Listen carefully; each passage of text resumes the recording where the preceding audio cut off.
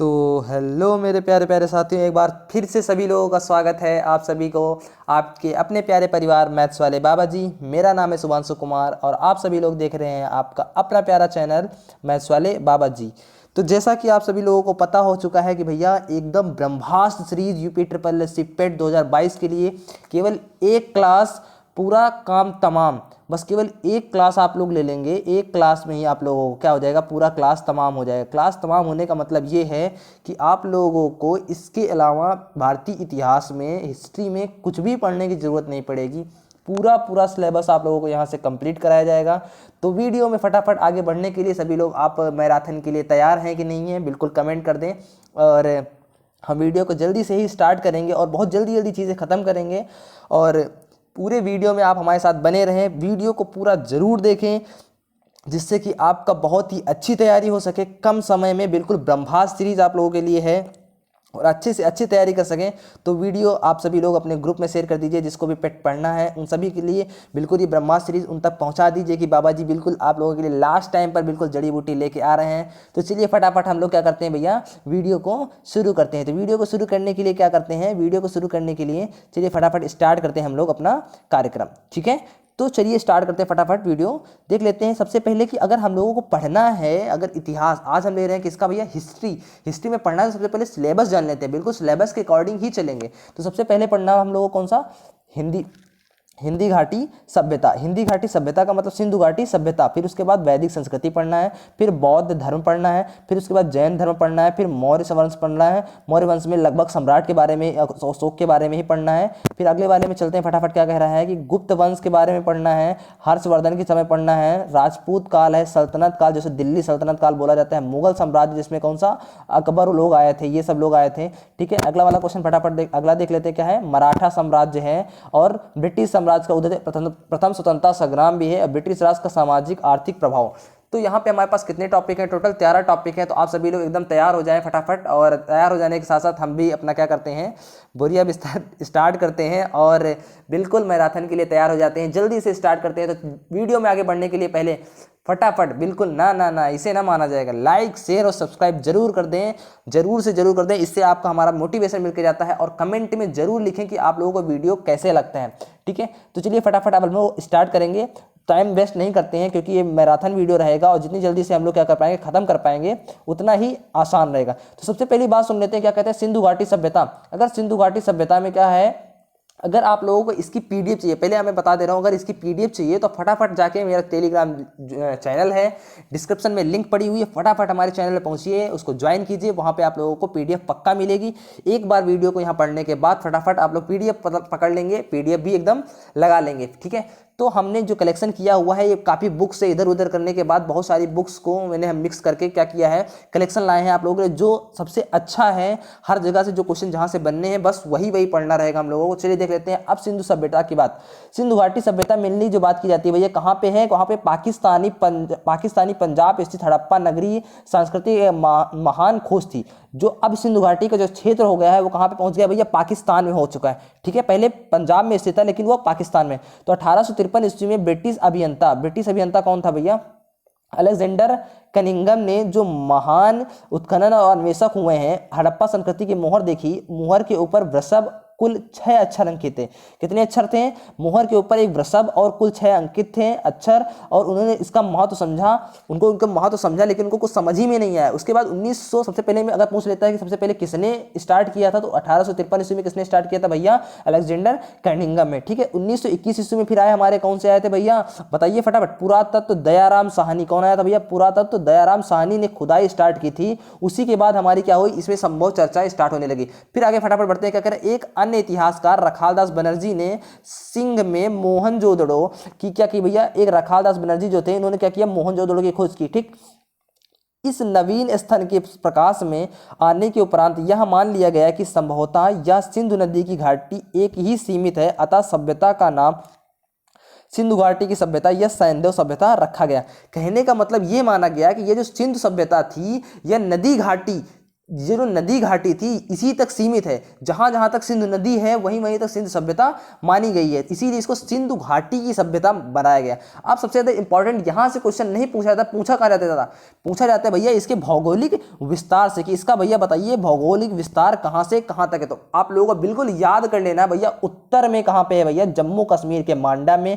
दक्षिण में अगर आप लोगों से पूछ लेता है तो कहां, महाराष्ट्र के दैमाबाद में, महाराष्ट्र के दैमाबाद में। अगर जम्मू कश्मीर यानी जम्मू कश्मीर JM, तो जम्मू कश्मीर कहां पे है, JM का मतलब हो जाएगा भैया, JM का बताइए फटाफट क्या हो जाता है, JM का हो जाता है भैया क्या, दैमाबाद। कैसा बन जाएगा, मांडा, JM कैसा भैया, JM Jammu Kashmir, M for मांडा, ठीक है। अगर बात करते हैं भैया यहां से, अगर हम लोग उत्तर वाले में अगर नॉर्थ साइड की बात करेंगे तो नॉर्थ वाला बहुत ज्यादा पूछा गया, उत्तर प्रदेश में है जो कि आलमगीरपुर, यानी आलमगीरपुर में हमारा क्या है भैया, विस्तार फैला हुआ है, ठीक। अब दूसरा पूछता है भैया बताइए पश्चिम में कहां पे है, तो पश्चिम में कहां पे है, सुतकांगेडोर। कहां पे भैया, सुतकांगेडोर। ये कहां पे पड़ता है भैया, बलूचिस्तान में। कहां पे पड़ता है, बलूचिस्तान में। तो कहां पे है बताइए फटाफट, नॉर्थ साइड में अगर तुमसे पूछ लिया जाता है तो नॉर्थ साइड में है भैया जम्मू कश्मीर जो कि मांडा, दक्षिण साइड में अगर दैमाबाद है, और ईस्ट साइड में, सॉरी ये ईस्ट साइड में कहां पे भैया, आलमगीरपुर, और ये वेस्ट साइड में कहां पे, सुतकोंडोर। यहां से क्वेश्चन पूछा जाता है, ठीक है। चलिए फटाफट आगे बढ़ते हैं, क्या है इंपॉर्टेंट पॉइंट्स फटाफट जान लेते हैं। आगे जो कहा गया है यहां से आगे कुछ पढ़ने की जरूरत नहीं थी, ये जो आप लोगों को ये तो यही पॉइंट दिया गया है। इंपॉर्टेंट ये था कि सिंधु घाटी सभ्यता का क्षेत्रफल 13 लाख वर्ग किलोमीटर है, बस ये इंपॉर्टेंट पॉइंट फैक्ट है, याद रखना। अगले वाले क्वेश्चन देख लेते हैं। अब यहां से इंपॉर्टेंट है, एक क्वेश्चन बनता है भैया, एक जो स्थल जो खोजा गया है उसका उत्खनन करता और अब ये कहां पे है, ठीक है। तो सबसे पहले फटाफट देख ले, हड़प्पा सभ्यता, दयाराम साहनी, अभी आप लोगों ने पढ़ा था भैया कहां पे, 1921 ईस्वी में, याद आया, हाँ, मांटगोमरी जिला पंजाब, अब जो कि कहां पे भैया, पाकिस्तान। अभी पहले पंजाब में था, अब कहां पे है, पाकिस्तान में। मोहनजोदड़ो रखालदास बनर्जी ने इसे खोज की थी, ये कहां पे है, लरकाना जिला में। कहां पे भैया, लरकाना जिला, पाकिस्तान में। सुतकांगेडोर अभी पढ़ा है आप लोगों ने, किसमें, बलूचिस्तान में, लेकिन इसकी खोज किसने की थी, RL स्टालिन। किसने, RL स्टालिन ने। अगला क्वेश्चन फटाफट देख ले, चंदोदड़ो तो चंदोदड़ो के कैसे, MC मजूमदार, बहुत बार पूछा गया भाई चंदोदड़ो की खोज किसने की है, चंदोदड़ो कहां पे, MC मजूमदार ने की, और ये कहां पे भैया, ये भी पाकिस्तान में, ठीक। ये इंपॉर्टेंट नहीं है, ये भी इंपॉर्टेंट नहीं है। अब कौन सा इंपॉर्टेंट है, रोपड़। कौन सा इंपॉर्टेंट भैया, रोपड़ की खोज किसने की थी भैया, YD शर्मा। किसने की थी भैया, YD शर्मा। ये क्यों इंपॉर्टेंट है, क्योंकि ये पंजाब के अभी भारत में स्थित है, इस वजह से ये इंपॉर्टेंट बन जाता है। चलिए आगे फटाफट देख लेते हैं क्या है, चलिए आगे देख लेते हैं फटाफट क्या है।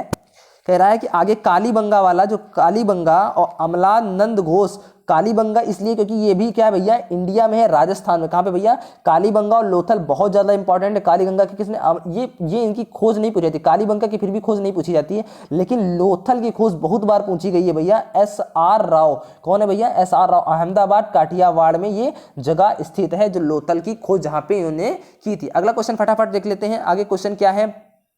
चलिए, आलमगीरपुर आप लोगों को अभी पता कर कहां पे है भैया, उत्तर प्रदेश में है, वो कहां पे है, आलमगीरपुर, बताइए फटाफट कहां पे है, मेरठ में, ठीक है।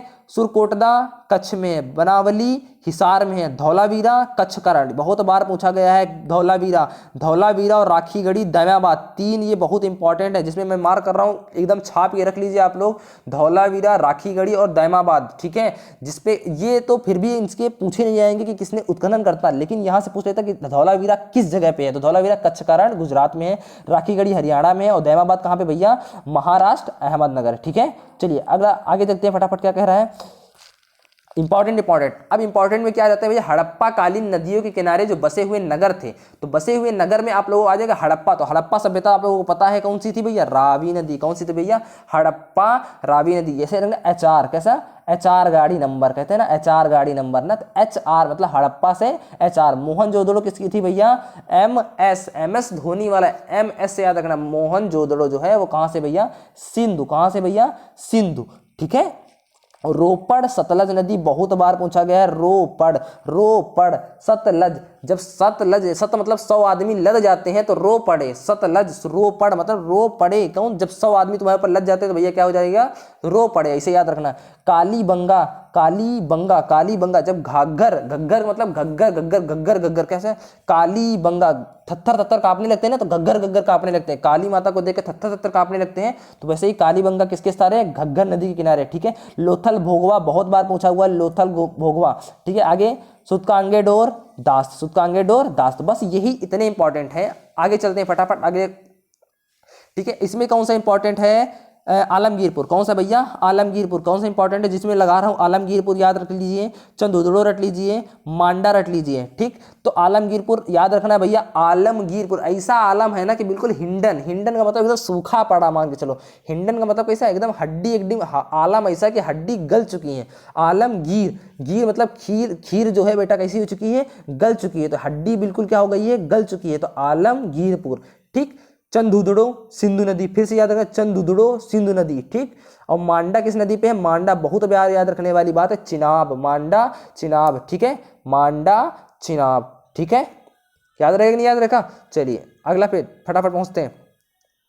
दैमाबाद, दैमाबाद ही पूछ लेता भैया, दैमाबाद और राखीगढ़ी, दैमाबाद और यहाँ से दैमाबाद और राखीगढ़ी, तो दैमाबाद कहाँ पे है भैया, प्रवरा, और राखीगढ़ी घग्गर, बताया क्या, राखीगढ़ी बहुत ज्यादा इंपॉर्टेंट है, राखीगढ़ी, और उस कौन सा था भैया जो घग्गर घग्गर कांपने लग गए थे, काली वाला, हाँ कालीबंगा, समझ में आया, बिल्कुल याद रहेगा। आप लोग एक बार वीडियो को बार बार देखेंगे तो बिल्कुल याद रहेगा, तो फटाफट याद रखेंगे, कालीबंगा कहाँ पे था, फटाफट बताइए, कालीबंगा घग्गर नदी के किनारे था, ठीक है। चलिए आगे स्टार्ट करते हैं, क्या कह रहा है अब, यहाँ से कुछ इंपॉर्टेंट पॉइंट हैं, ये आप लोग याद रखेंगे, यहीं से हड़प्पा सभ्यता के बारे में क्वेश्चन पूछा जाता है। हड़प्पा कालीन 4 विशालतम नगर, 4 विशालतम नगर कौन कौन से थे भैया, मोहनजोदड़ो था, एक तो हड़प्पा थी, ठीक है, हड़प्पा कौन सी थी, गनेडीवाल था, और चौथा कौन सा था भैया, धौलावीरा, धौलावीरा को 7 सांस्कृतिक चरणों में बांट दिया गया था, ठीक है। अब अगला इंपॉर्टेंट पॉइंट देख लेते हैं कि हड़प्पा में शवों को दफनाने, जबकि मोहनजोदड़ो में कैसे किया जाता है भैया, जलाने की प्रथा थी। तो हड़प्पा सभ्यता में क्या करते थे भैया, शवों को दफना देते थे, जैसा कि अभी मुस्लिम समुदाय के लोग करते हैं, लेकिन मोहनजोदड़ो से अगर जलाते थे तो यहाँ से ये समझ जाते थे हम लोग, क्योंकि ये हिंदू प्रथा का प्रचलन यहाँ पे ज्यादा था, ठीक है, यहाँ पे हिंदू प्रथा का प्रचलन ज्यादा था। सिंधु सभ्यता के लोगों ने नगरों तथा घरों के विन्यास के लिए ग्रिड पद्धति अपनाई। ग्रिड पद्धति का मतलब आप लोग समझते हैं, ग्रिड पद्धति क्या होती है भैया, ग्रिड पद्धति वो होती है भैया कि जिसमें क्या होता है, ग्रिड घरों, ये ग्रिड पद्धति क्या होती है, घरों के दरवाजे और क्या क्या खिड़कियां सड़क की ओर न खुलकर पीछे की ओर खुलती थी, सड़क की ओर नहीं खुलती थी, कहां पे खुलती थी, पीछे की ओर खुलती थी। केवल लोथल नगर के घरों के दरवाजे मुख्य सड़क की ओर खुलते थे, ठीक है, मुख्य सड़क की ओर खुलते थे, ठीक है। तो कहां पे खुलती थी, इनकी सड़क जो खिड़कियां होती थी वो आगे की तरफ नहीं खुलती थी, कहां पे खुलती थी, पीछे की तरफ खुलती थी, ठीक है। यहां तक बातें समझ में आई। अब हड़प्पा नगर सभ्यता जो थी वो 2 प्रकार के नगरों में विभाजित थी, ठीक, लेकिन जबकि आपसे पूछ ले धौलावीरा किस प्रकार के नगरों में विभाजित थी, तो धौलावीरा किसमें इंपॉर्टेंट थी, 3 भागों में विभाजित थी, ठीक है। चलिए आगे चलते हैं फटाफट, कह रहे हैं कृषि। अब यहाँ पे देखो हड़प्पा सभ्यता में, अब हम लोग यहाँ पे आ रहे, हड़प्पा कृषि अर्थव्यवस्था का मूल आधार था। चाहे हड़प्पा सभ्यता में कृषि होने लगी थी, लेकिन हड़प्पा से मिली मोहरों में सर्वाधिक सेल खड़ी से निर्मित है। अगर आप लोगों से पूछ लेता है कि हड़प्पा सभ्यता में मोहर किससे निर्मित थी, तो सेल खड़ी से, इंपॉर्टेंट हो जाएगा भैया, सेल खड़ी से, ठीक है। सिंधु सभ्यता के लोग तलवार वलवार नहीं चला पाते थे, तलवार से परिचित नहीं थे, यानी क्या नहीं बना पाते, हथियार वगैरह, तलवार नहीं, क्योंकि अगर बात करें सिंधु सभ्यता के लोग तो पत्थर वत्थर की बात, पत्थर वत्थर के हथियार बनाए थे, ठीक। यहाँ पे एक और इंपॉर्टेंट, तौल की संभवतः इकाई 16 के अनुपात में थी, बहुत बार इंपॉर्टेंट क्वेश्चन है, तौल की इकाई संभवतः 16 के अनुपात में थी, ठीक। चलिए आगे फटाफट चलते हैं, क्या कह रहा है कि मेसोपोटामिया के अभिलेखों में मेलुहा शब्द का अर्थ है, मेलुहा शब्द का अर्थ है भैया क्या है, मेसोपोटामिया अभिलेखों में मंडित मेलुहा शब्द का क्या है, मेलुहा शब्द अगर आता है तो सिंधु सभ्यता से ही उसका अर्थ लिया जाता है। मेलुहा कहीं देखा जाता है तो यानी मेसोपोटामिया में, तो ये मेसोपोटामिया किसकी बात कर रहा है भैया, सिंधु सभ्यता की बात कर रहा है, ठीक है। चलिए आगे क्वेश्चन, आगे क्या बोल रहा है अगला पॉइंट, सिंधु घाटी सभ्यता में किसी भी मंदिर समाधि आदि के अवशेष नहीं मिलते हैं। यही बात बताई जा रही है, क्योंकि यहाँ पे ये इसीलिए आधा चीज लगा, क्योंकि यहाँ पे मंदिर के भी नहीं अवशेष मिले हैं और ना ही समाधि के अवशेष मिले, किसी भी चीज के अवशेष नहीं मिले। लेकिन याद रखने वाली बात क्या थी भैया, मोहनजोदड़ो में आप लोगों ने देखा हो कैसा हुआ था, शवों को क्या किया जाता था, जलाया जाता था। तो वहां से, क्योंकि हम लोग हिंदू प्रथा में शवों को जलाते थे, इस वजह से हिंदू धर्म मानते थे, ऐसा लगता था, ठीक है। अब वो जो सिंधु सभ्यता वाले लोग थे वो क्या करते थे भैया, अंदर दबा देते, तभी वहां पे मंदिर की बात नहीं की जाती थी, ठीक है। चलिए अगला जो हमारा पॉइंट आता है आप लोगों के सामने फटाफट, क्या है, आंशिक समाधान हड़प्पा कलश सावधान मोहनजोदड़ो और प्रतीकात्मक समाधान कालीबंगा से मिलते हैं। ये इंपॉर्टेंट पॉइंट नहीं था। अब इंपॉर्टेंट पॉइंट ये होता है, इस पर इंपॉर्टेंट एकदम छाप लीजिए, ठीक। क्या मोहनजोदड़ो से प्राप्त एक सील पर 3 मुख वाले देवता, बहुत बार पूछा है भैया, पशुपतनाथ की मूर्ति मिली थी। किसकी मूर्ति मिली थी? आप लोगों से बहुत, किसकी मूर्ति मिली थी मोहनजोदड़ो में? तो अगर ये भी क्वेश्चन घुमा के पूछता कि पशुपतिनाथ की मूर्ति कहाँ से मिली, मोहनजोदड़ो में मिली, धौलावीरा में मिली, हड़प्पा में मिली, कहाँ पे मिली? तो आपको कहाँ पे मिली? मोहनजोदड़ो से मिली। उनके चारों ओर एक हाथी, गैंडा, चीता एवं भैंस तथा 2 हिरण विराजमान है। पूछ लिया जाए कितना? 3 मुख वाले देवता। 3 मुख वाले देवता को पशुपतिनाथ बोलते हैं और उनके चारों ओर हाथी, गैंडा, चीता और भैंस तथा 2 हिरण विराजमान थे, ठीक। अगर हड़प्पा सभ्यता में मात्र देवी की उपासना सर्वाधिक प्रचलित थी। हड़प्पा सभ्यता में अगर आप लोगों से पूछ लेता कि भैया उपासना किसकी सबसे ज्यादा की जाती थी, तो किसकी की जाती थी? मात्र देवी की उपासना की जाती थी। अगला देख लेते हैं फटाफट, क्या है? भारत में विशालतम हड़प्पा कालीन बस्ती कुंतसी और धौलावीरा तो राखीगढ़ी थी। मैंने बोला भी है धौलावीरा, राखीगढ़ी। अच्छा, आप लोगों से फिर से पूछ लेते हैं, देखते हैं किसने अच्छे से देखा है। राखीगढ़ी किस नदी के किनारे है? राखी, तो राखी मतलब लेडीज नाम है। जैसे काली वाला आया था वो भी लेडीज नाम था। घग्गर घग्गर मतलब कांपने लगा था, थत्था थत्था, तो घग्गर घग्गर। तो राखीगढ़ी भी कहाँ पे भैया? घग्गर नदी के किनारे, ठीक है, घग्गर नदी के किनारे, ठीक है। समझ गए? नहीं समझ गए? अगला क्वेश्चन देखते हैं फटाफट।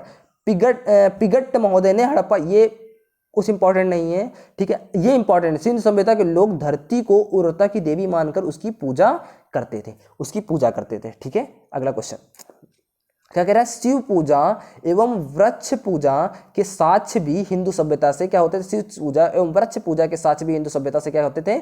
मिलते हैं। सिंधु सभ्यता में मात्र देवी की उपासना सर्वाधिक, अब सिंधु में मात्र देवी की उपासना सबसे ज्यादा होती थी। अभी थोड़ी देर पहले भी यही बताया कि मात्र देवी की उपासना बहुत ज्यादा होती थी। सैंधववासी सूती वस्त्र उद्योगों का प्रयोग करते थे, सूती और ऊनी वस्त्रों का प्रयोग करते थे।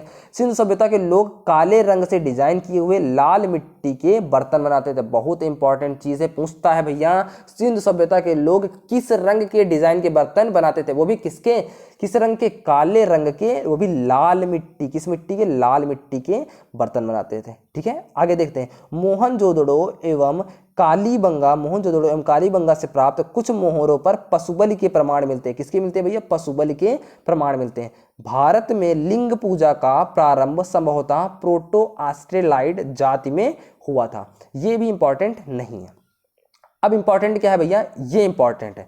मिट्टी की मूर्तियां सबसे अधिक मिलने से ऐसा अनुमान लगाया जाता है कि सिंधु सभ्यता मात्र सत्तात्मक थी। भैया मिट्टी के बर्तन बनाने का ऐसा यहां से हुआ कि मिट्टी के बर्तन बनाती है कौन? लेडीज। तो लेडीज जब बनाती हैं तो लेडीज इसीलिए मात्र सत्तात्मक व्यवस्था बनाई गई है। कौन सी? सिंधु सभ्यता को मात्र सत्तात्मक इसीलिए माना गया क्योंकि वहां पे मिट्टी के बर्तन मिले। और मिट्टी के बर्तन कौन से? काली रंग की मिट्टी, और काली रंग से लिखा रहता था और उसमें लाल मिट्टी की बात की गई थी, ठीक है। चलिए आगे मेन इंपॉर्टेंट में सब कुछ तुमको बताया दे रहा हूं, बिल्कुल एकदम छाप के याद रख लिया।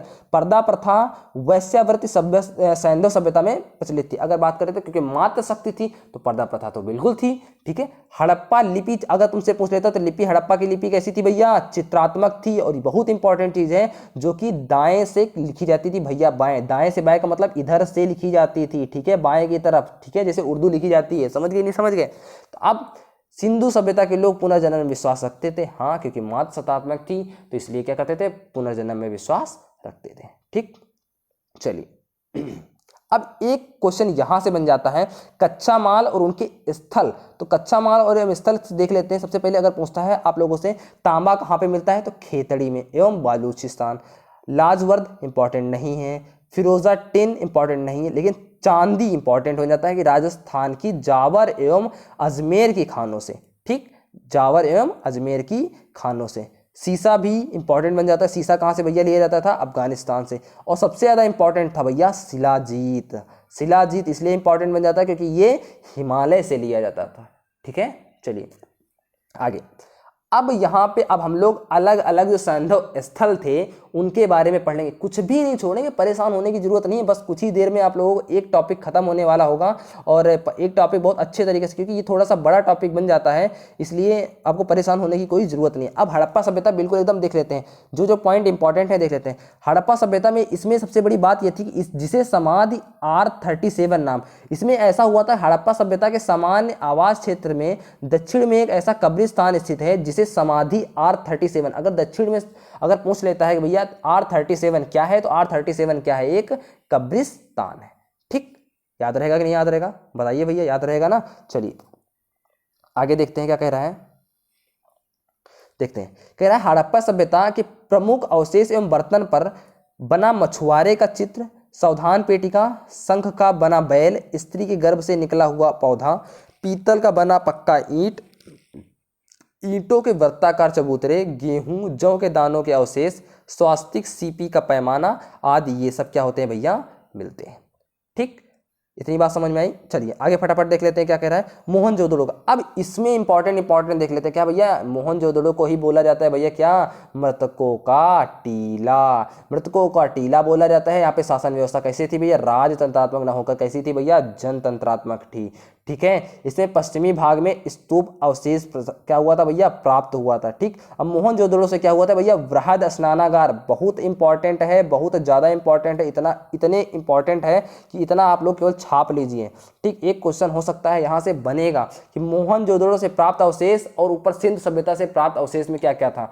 तो मोहनजोदड़ो से अब यहाँ पे वृहद स्नानागार भी थे, मातृ देवी की मूर्ति, क्योंकि मातृ देवी ही तुमसे बताया था, क्योंकि मातृ देवी की प्रतिमा मिली थी, और कांसे से नर्तकी की मूर्ति, 1000 बार पूछा हुआ भैया, कांसे से नर्तकी की मूर्ति कहाँ पे है, तो मोहनजोदड़ो में है। ठीक है, नर्तकी मतलब नाचेगी, नाचेगी कैसे, जब मोहन क्या करेगा भैया, मुरली बजाएगा जरूर। हाँ, जैसे ही मुरली बजाएगा तो क्या हो जाएगा, नर्तकी नाचेगी, ऐसे याद रखना। ठीक है, राज मुद्रांक, योगी की मूर्ति भी है, सूती कपड़ा। उसके बाद सबसे ज्यादा इंपॉर्टेंट रहता है भैया, घोड़े के दांत, मिट्टी का तराजू, हाथी का कपाल खंड, गले में दबे तांबे के ढेर मुद्रा पर, ये सब है इंपॉर्टेंट।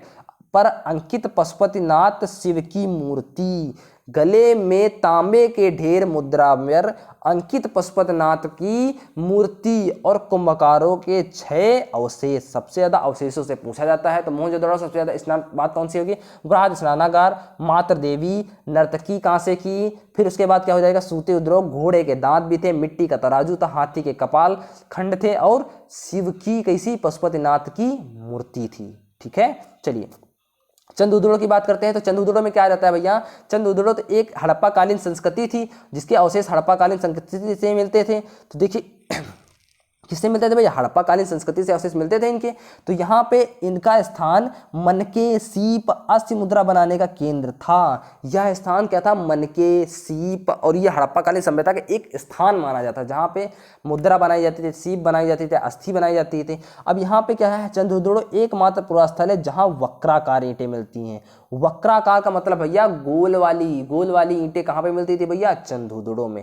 ठीक, अब यहाँ से इंपॉर्टेंट क्या है भैया, इनके अवशेष इंपॉर्टेंट, अवशेष पढ़ लेने हैं, ज़्यादा नहीं, बस अवशेष पढ़ने भैया इंपॉर्टेंट। तो कुत्ते बिल्ली का पीछा करते पद, बहुत बार पूछा गया भैया, कुत्ते बिल्ली का पीछा करते हुए पद। उसके बाद ये तो अलंकृत हाथी तो फिर भी नहीं पूछा गया, लेकिन लिपस्टिक, 4 पहियों वाली गाड़ी, लिपस्टिक का मतलब यानी यहाँ पर कैसी थी भैया, लड़कियां कैसी थी भैया, साज और श्रृंगार यानी करती थी। यानी चंद्रउद्दोड़ो मतलब शक्ल एकदम चंद्रउद्दोड़ो जैसी थी, लेकिन लिपस्टिक लगाती थी, ऐसे याद रखना। शक्ल कैसी थी भैया, लिपस्टिक लगाती थी, शक्ल कैसी थी, चंद्रउद्दोड़ो जैसी थी। ठीक, याद रहेगा नहीं रहेगा। पहियों वाली गाड़ी भी चंद्रउद्दोड़ो में मिली थी, 2 इंपॉर्टेंट, पहियों वाली गाड़ी, लिपस्टिक, और कुत्ते बिल्ली का पीछा करते वाले पद। ठीक है, सब याद रहेंगे नहीं याद रहेंगे। अब चलिए लोथल की बात आ जाती है। तो लोथल से लोफर वाली बात याद रख, लेकिन इनके अवशेष बहुत इंपॉर्टेंट होते हैं, बस केवल अवशेष के इंपॉर्टेंट की बात करेंगे। अवशेष में आ रहेगा भैया जहाजों की गोदी, डकयार्ड इसको बोलते हैं, धान और बाजरे का साक्ष्य यहाँ से मिला था, और घोड़े की लघु मड़मूत की, धान की भूसी सबसे ज़्यादा इंपॉर्टेंट भैया बन जाता है, धान की भूसी, जो बोल रहे बस खाली वो छापिए। ठीक है, तांबे का कुत्ता, ये भी बहुत इंपॉर्टेंट है भैया, दिशा मापक यंत्र भी, 3 युगल समाधियाँ, अग्निदेवी के साक्ष्य। ठीक, अग्निदेवी के साथ ये भी लोथल, जो कि कहाँ पे भैया, गुजरात। हाँ बिल्कुल सही बात, गुजरात। ठीक है, चलिए अब कालीबंगा सबसे पहले मैं पूछ लूँ किस नदी के किनारे था, तो काली माता मतलब बताइए भैया, काली माता घग्गर। ठीक है, चलिए तो कालीबंगा से प्राक हड़प्पा एवं हड़प्पा कालीन संस्कृतियों के अवशेष मिले हैं। अब कालीबंगा में किए गए उत्खनन से यहाँ पे अवशेष कौन कौन से थे भैया, फटाफट अगर हम लोग जान ले भैया, कालीबंगा से कौन कौन से अवशेष मिले हैं, तो बताइए फटाफट कौन कौन से मिले हैं, जल्दी से बताइए, अगर आप लोगों को याद है तो, किसी को याद है तो। चलिए सुन लेते हैं क्या है भैया। सबसे बड़ी बात यहाँ पे याद रखा रही है कि जूते हुए खेत के साथ, यानी यहाँ पे खेती बहुत अच्छी होती थी, यानी जूते हुए खेत का मतलब खेती अच्छी होने लगी। कांच व मिट्टी की चूड़ियाँ, सिलबट्टा, सूती कपड़े की छाप, ठीक है, ईंटों से निर्मित चबूतरे, बहुत इंपॉर्टेंट है, ईंटों से निर्मित चबूतरे, ठीक है, मिट्टी के खिलौने और भैया प्रतीकात्मक समाधियां और भूकंप के प्राचीनतम साक्ष्य, यानी भूकंप भी यहाँ पे कालीबंगा में आ चुका था, ठीक है। अब आगे वनावली नहीं इंपॉर्टेंट है, खाली इंपॉर्टेंट क्या है भैया, यहाँ पे क्या है, हल्की आकृति मिट्टी के खिलौने इंपॉर्टेंट है, सेलक गढ़ी एवं पकाई मिट्टी की मोहरें इंपॉर्टेंट है वनावली में, ठीक। सुरकोटदा, अब सुरकोटदा से क्या इंपॉर्टेंट है, सुरकोटदा से खाली एक ही इंपॉर्टेंट है भैया, यहाँ पे क्या बनाया गया, विशेष प्रकार का कब्रगाह भी पाया गया था, इस वजह से सुरकोटदा का क्या हुआ भैया, फेमस हुआ था। तो एक टॉपिक आप लोगों को क्या हो चुका है भैया, एक टॉपिक बिल्कुल एकदम अच्छे से क्लियर हो चुका है। मैंने पूरा सिंधु सभ्यता जहां से एक एक क्वेश्चन बनना होगा वो मैंने एक एक क्वेश्चन बता दिया है आप लोगों से, पता है कि नहीं पता भैया, बता दिया है बिल्कुल, ठीक है। तो कालीबंगा घग्गर नदी के किनारे, अगर आप लोगों से पूछ रहे चंदोदड़ो तो MS धोनी, कैसा, मोहनजोदड़ो, MS धोनी, हाँ MS धोनी का मतलब मोहनजोदड़ो सिंधु नदी के किनारे था, ठीक है। अगर आलमगीर का मतलब आलम ऐसा है कि हड्डी गल रही है, आलम ऐसा है कि भैया तुम्हारे देख के हड्डी गल रही है, ठीक, गल रही है तो मतलब क्या हो रही है, हिंडन, हड्डियां हो रही हैं भैया, क्या हो रही हैं, गल रही हैं, ठीक है, बिल्कुल पक्का याद हो गया कि नहीं याद हो गया भैया। अगर इतना सब याद हो गया तो चलिए अब हम लोग आगे बढ़ते हैं फटाफट, वैदिक संस्कृति कहाँ पे बढ़ते हैं भैया, वैदिक संस्कृति की तरफ बढ़ते हैं। चलिए वैदिक संस्कृति में बढ़ते हैं, क्या है, तो चलिए अब शुरू करते हैं वैदिक संस्कृति, जो कि हमारा कौन सा भैया, टॉपिक नंबर कौन सा है भैया, 2 है, कौन सा भैया, टॉपिक नंबर 2 है, ठीक है। तो चलिए फटाफट अब देख लेते हैं क्या है भैया। वैदिक संस्कृति बहुत छोटी सी चीज़ें हैं, बस क्या याद रखने वाली बातें, बस वो मेन इंपॉर्टेंट में बताऊंगा। सबसे पहली बात, अगर आप लोगों से पूछ रहे, वैदिक सभ्यता की प्राचीन सभ्यता है जिसमें वेदों की रचना की जाती है, इसीलिए इसको वैदिक संस्कृति बोला गया है। वैदिक का शब्द मतलब वेद से बना है, जिसका अर्थ होता है भैया क्या, ज्ञान, ठीक है। जिसके वैदिक संस्कृति के निर्माता कौन से थे, अगर पूछे था वैदिक संस्कृति के निर्माता कौन से थे भैया, तो आर्य थे, जिसको आर्यंस भी बोला जाता है, ठीक है। तो वैदिक संस्कृति में आर्य शब्द का अर्थ श्रेष्ठ होता था, उत्तम होता था, अभिजात होता था, कुलीन होता था और उत्कृष्ट होता था। चलिए फटाफट आगे देख लेते हैं क्या है। तो मैक्स मूलर ने 1853 ईस्वी में बताया, उसके हिसाब से इन्होंने क्या बताया भैया, श्रेष्ठ जात के आशय से 2 इस प्रकार के, एक तो हुआ था वैदिक संस्कृति में ऋग्वैदिक काल, दूसरा हुआ भैया उत्तर वैदिक काल। तो ऋग्वैदिक काल का समय पूछ लिया जाता है आप लोगों से, तो ऋग्वैदिक काल का भैया कितना है भैया, 1500 से 1000 ईस्वी पूर्व, और उत्तर वैदिक काल का समय है 1000 से 600 ईस्वी पूर्व, बिल्कुल कंफर्म हो गया। तो ऋग्वैदिक काल 1500 से 1000। अब ऋग्वैदिक काल की बात कर लेते हैं फटाफट, क्या कह रहा है। ऋग्वैदिक काल में आप लोगों को बिल्कुल यहाँ पे याद रखने वाली बात ये रहेगी कि भैया कि आर्यों का, यहाँ पे खाली ये याद रखना कि मूलतः सबसे पहली बात तो ये जो सभ्यता था वो ग्रामीण थी, क्या थी भैया, ग्रामीण थी, क्योंकि इनका क्या था भैया, कृषि इनका मुख्य कार्य था, क्या था भैया, कृषि इनका मुख्य कार्य था। और 1400 ईस्वी में ऋग्वैदिक काल में देवता जो थे, अगर आप लोगों से देवताओं की बातें पूछी जाता है कि ऋग्वैदिक काल में देवता कौन कौन से, तो इंद्र, मित्र, वरुण, नाथसे, इन सब का क्या मिलता है भैया, उल्लेख आप लोगों को मिलता है, ठीक है। अगर इसकी अन्य जानकारी की बात की जाए तो ईरानी भाषा के प्राचीनतम ग्रंथ, कौन सा प्राचीनतम ग्रंथ, अवेस्ता, आगे देखेंगे आप लोग इसमें क्या बोल, अवेस्ता से इनकी क्या मिलती है जानकारी, ईरानी भाषा के मिलती है। ऋग्वेद की जानकारी अगर आप लोगों से पूछ रहे तो कहाँ से मिलती है, तो ईरानी भाषा के प्राचीनतम ग्रंथ कहाँ से, ईरानी भाषा के प्राचीनतम ग्रंथ कहाँ से मिलती है, अवेस्ता से मिलती है, ठीक। चलिए अब एक क्वेश्चन बहुत बार पूछ लिया जाता है भैया, ऋग्वैदिक कालीन जो हमारी नदियां हैं, पुरानी नाम नदियों का नाम क्या था, बहुत बार पूछा हुआ भैया। रावी नदी का पुराना नाम बताइए, तो रावी आज क्या बोलती है, राखी, मतलब क्या बोलते हैं, मैं सीता बीता नहीं, मैं राखी हूँ, राखी, तो राखी का मतलब रावी, तो रावी से याद रखना। वो रावी क्या थी भैया, पुरुष जैसी शक्ति थी, रावण को पटक के मारी थी, देख नहीं देखा था आप लोगों ने, ऐड देखा कि नहीं देखा, तो राखी हूँ मैं राखी, तो वही चीज़ है पुरुषिणी, ठीक है। तो वो पुरुषों जैसी शक्ति हो गई, तो रावी, ठीक है। रावी का पुराना नाम क्या था, परुषिणी थी। सतलज का पुराना नाम कैसा था भैया, सतुद्री, कैसा था भैया, सतुद्री, ठीक है। चिनाब का था अस्किनी, क्या था भैया, चिनाब, आस्की हो गई थी भैया किससे, चीनी से, हाँ ठीक है। विपाशा, विपाशा किसका भैया, विपाशा व्यास का है, बहुत बार पूछा हुआ विपाशा किसका पुराना नाम है, तो व्यास नदी का पुराना नाम है, ठीक है। और कौन सा इंपॉर्टेंट है भैया, इसमें एक इंपॉर्टेंट है भैया, कौन सा, झेलम नदी, वितस्ता, क्या है भैया, वितस्ता, गंडक जो है सदा नीरा, और कुंभा जो है भैया कहाँ से, काबुल से, ठीक है। कुंभा कहाँ से भैया, काबुल से। ठीक है, चलिए अगर फटाफट क्वेश्चन देख लेते हैं। क्या भैया, राज्याधिकार में पुरोहितों एवं सेनानी क्या थे भैया, प्रमुख थे। राज्याधिकारी जो उतने समय थे तो उसमें पुरोहित थे और कौन से थे भैया, सेनानी बहुत ज़्यादा क्या थे, प्रमुख थे। अब उतने समय में आर्यों की 5 इकाइयाँ थी। 5 इकाइयाँ कौन कौन सी थी, बस इतना रख लेना। पहला कौन सा था, कुल, दूसरा ग्राम, तीसरा विश्व, चौथा जन, पांचवा राष्ट्र। पहला कुल, दूसरा ग्राम, तीसरा विश्व, चौथा जन, पांचवा राष्ट्र। जो जो इंपॉर्टेंट है बस वही चीज़ें याद कर लो, बस एक बार देखते चलो। चाय वाय अपने पास रख लो भैया, पूरी मैराथन एकदम दबा के लेनी है, 5 नंबर यहाँ से हिलने ना पाए। ठीक है, ऋग्वैदिक काल में अनेक जनतांत्रिक संस्थाओं का विकास हुआ जिसमें सभा, समिति, विदेह प्रमुख है। बिल्कुल याद करने वाली बात नहीं है, यहाँ भी कुछ भी इंपॉर्टेंट नहीं है। चलिए आगे फटाफट देख लेते हैं, ये इंपॉर्टेंट है। विदर्भ आर्यों में सबसे प्राचीन संस्था थी, विदर्भ आर्यों की सबसे प्राचीन संस्था थी। स्त्रियां सभा और समिति में भाग ले सकती थी, क्योंकि यहाँ पे स्त्रियां क्या कर सकती थी भैया, सभा में भाग ले सकती थी। ठीक है, चलिए आगे चलते हैं फटाफट। अब ये इंपॉर्टेंट चीज़ें हैं जो पढ़ने लायक है। देखिए इंपॉर्टेंट पॉइंट क्या है भैया, कि आर्य शब्द संस्कृत भाषा का शब्द है जिसको श्रेष्ठ है, मैंने पहले बोल दिया। अगर आप लोगों से पूछ लेता है भैया वेद कितने होते हैं, तो 4 वेद होते हैं। कौन से, ऋग्वेद, सामवेद, यजुर्वेद और अथर्ववेद। सबसे पुराना वेद, महत्वपूर्ण वेद जो है भैया किसको, ऋग्वेद है। आप लोगों को बहुत अच्छे से पता है। चलिए अगला बोल देते हैं, क्या है कि वर्ण शब्द का प्रथम उल्लेख, वर्ण शब्द का प्रथम उल्लेख कहाँ मिलता है भैया, ऋग्वेद में मिलता है। वर्ण शब्द का प्रथम उल्लेख कहाँ मिलता है भैया, ऋग्वेद में। ठीक है, अगर हम बात करें 3 वर्ण, सबसे पहले कौन से थे, तो ब्रह्मा थे, छत्र था और विष थे। ब्रह्मा, छत्र और विष थे। ठीक, 3 वर्ण थे। चलिए आगे, ऋग्वेद में 10वें मंडल में पुरुष सूक्त में सर्वप्रथम शूद्र शब्द का क्या मिलता है भैया, नाम मिलता है। ठीक है, चलिए अगला क्वेश्चन क्या है, अगला देख लेते हैं क्या क्या बोला गया है। इंपॉर्टेंट बस पढ़ना है, ज़्यादा एकदम इधर उधर के चक्कर में नहीं पढ़ना है भैया। अंतिम समय है और अंतिम समय में आप लोग बिल्कुल सही चीज़ें पढ़िए, एकदम सटीक जानकारी के साथ पढ़िए, बस सटीक जानकारी में आप लोगों का काम हो जाएगा। सबसे बड़ी बात अब यहाँ से देखते हैं कि भैया 4 वर्णों की उत्पत्ति विराट पुरुष विभिन्न अंगों से बताई गई है, ये भी इंपॉर्टेंट नहीं है। ऋग्वेद में क्या है भैया, ईश्वर महिमा थी, ये इंपॉर्टेंट, ईश्वर महिमा थी। यजुर्वेद में कर्मकांड, बलिदान विधि और सामवेद में संगीत विस्तृत उल्लेख है।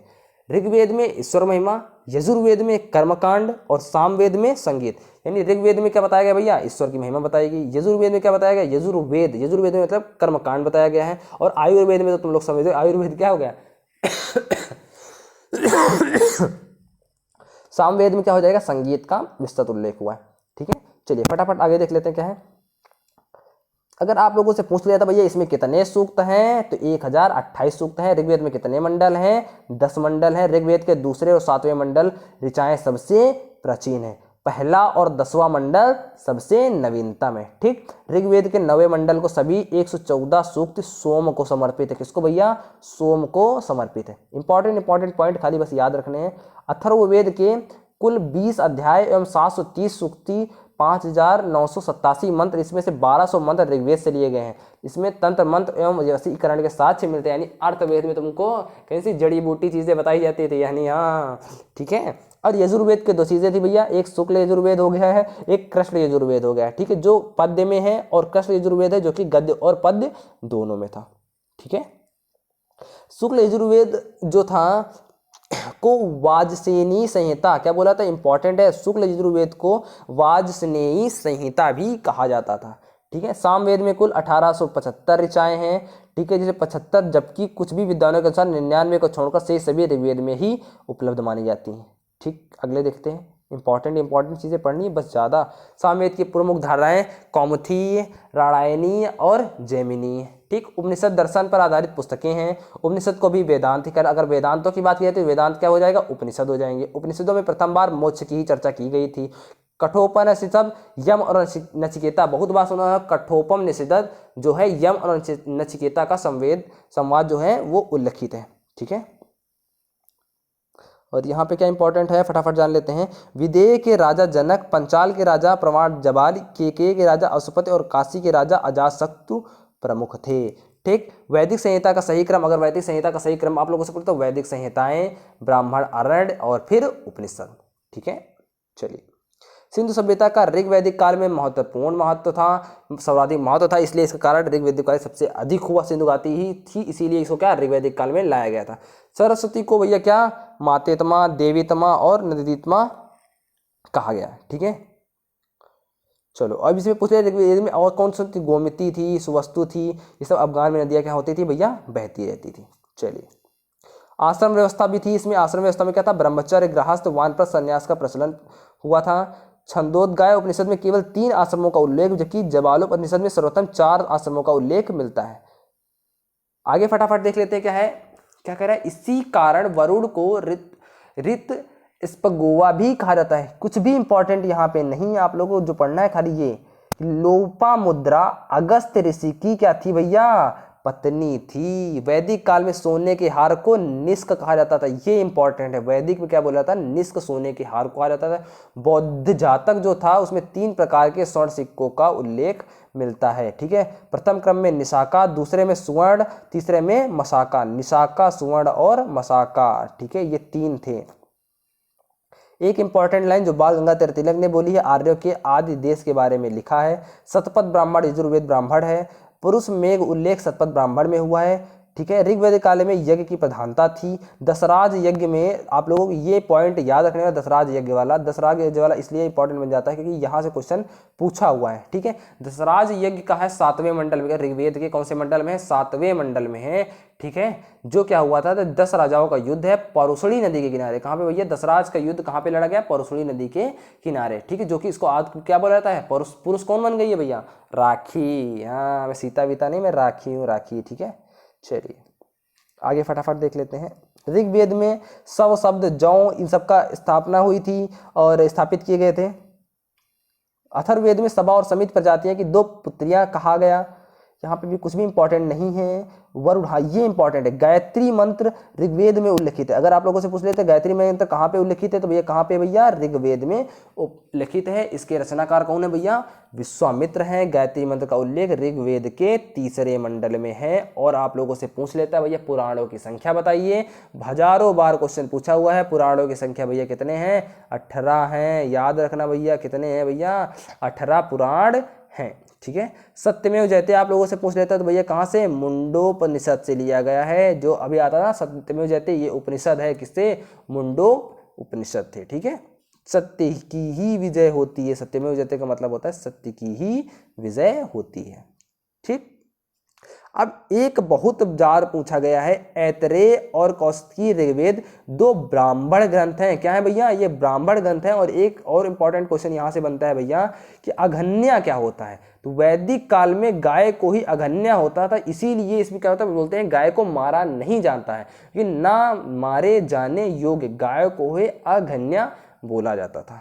ठीक है, चलिए तो यहाँ से अब हमारे क्या हो चुके हैं भैया, 2 टॉपिक क्या हो चुके हैं भैया, फटाफट हमारे 2 टॉपिक क्लियर हो चुके हैं। अब हम लोग क्या करेंगे भैया, तीसरे टॉपिक की तरफ बढ़ेंगे। यहाँ पर तीसरा टॉपिक कौन सा है भैया, दूसरा टॉपिक है बौद्ध धर्म। और बौद्ध धर्म में हम लोग किसको पढ़ना है भैया, हाँ महात्मा बुद्ध जी के बारे में पढ़ना है। महात्मा बुद्ध जी के बारे में जानना है, कौन सी चीज़ें कहाँ कहाँ पे थी, इनके माता पिता का नाम, इनके जन्म के बारे में, इन्होंने क्या क्या किया था, इनकी कौन कौन सी घटना हुई है, कहाँ ज्ञान प्राप्ति हुई, बस यही 4 चीज़ें हुए।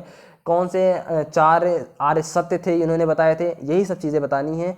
तो 1 सेकंड में बस खाली पानी पी लेता हूँ दोस्तों, बस उसके बाद ही मिल रहा हूँ आप लोगों।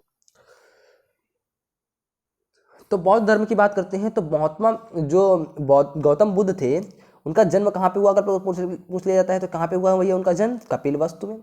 ठीक, लुम्बिनी में हुआ था और 563 ईस्वी में हुआ था। इनके पिता का नाम था भैया शुद्धोधन और इनकी माता का नाम था महामाया देवी। ठीक, जो कि कोली गणराज, इनकी कोली वंश की कन्या थी। ठीक है, गौतम बुद्ध का बचपन का नाम बहुत बार पूछा है आप लोगों को, क्या था भैया, सिद्धार्थ था। बचपन का नाम क्या था भैया इनके, सिद्धार्थ था। और ये बहुत बार क्वेश्चन पूछे हुआ है 29 वर्ष की अवस्था में। कब पूछा गया भैया, 29 वर्ष की अवस्था में इन्होंने राजगृह त्याग कर दिया था। और जैसे ही ग्रह त्याग किया था, ये घटना क्या कहलाई भैया, महाविनिष्क्रमण।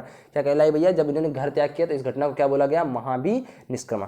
ठीक है। मौर्य वंशी शासक अशोक ने रुमिनदेई अभिलेख से सूचना मिलती है शाक्य मुनि जन्म का बुद्ध का जन्म लुम्बिनी में हुआ था। महात्मा बुद्ध ने पहला उपदेश कहाँ पे दिया भैया, याद रखने वाली बात है, कहाँ पे दिया था, सारनाथ में दिया था। इस प्रथम उपदेश को ही धर्म चक्र प्रवर्तन कहा जाता था। तो पहला उपदेश इंपॉर्टेंट हो गया, क्या हुआ, पहला उपदेश कहाँ दिया, सारनाथ में दिया। इसको ही, इस प्रथम उपदेश को ही धर्म चक्र प्रवर्तन कहा गया।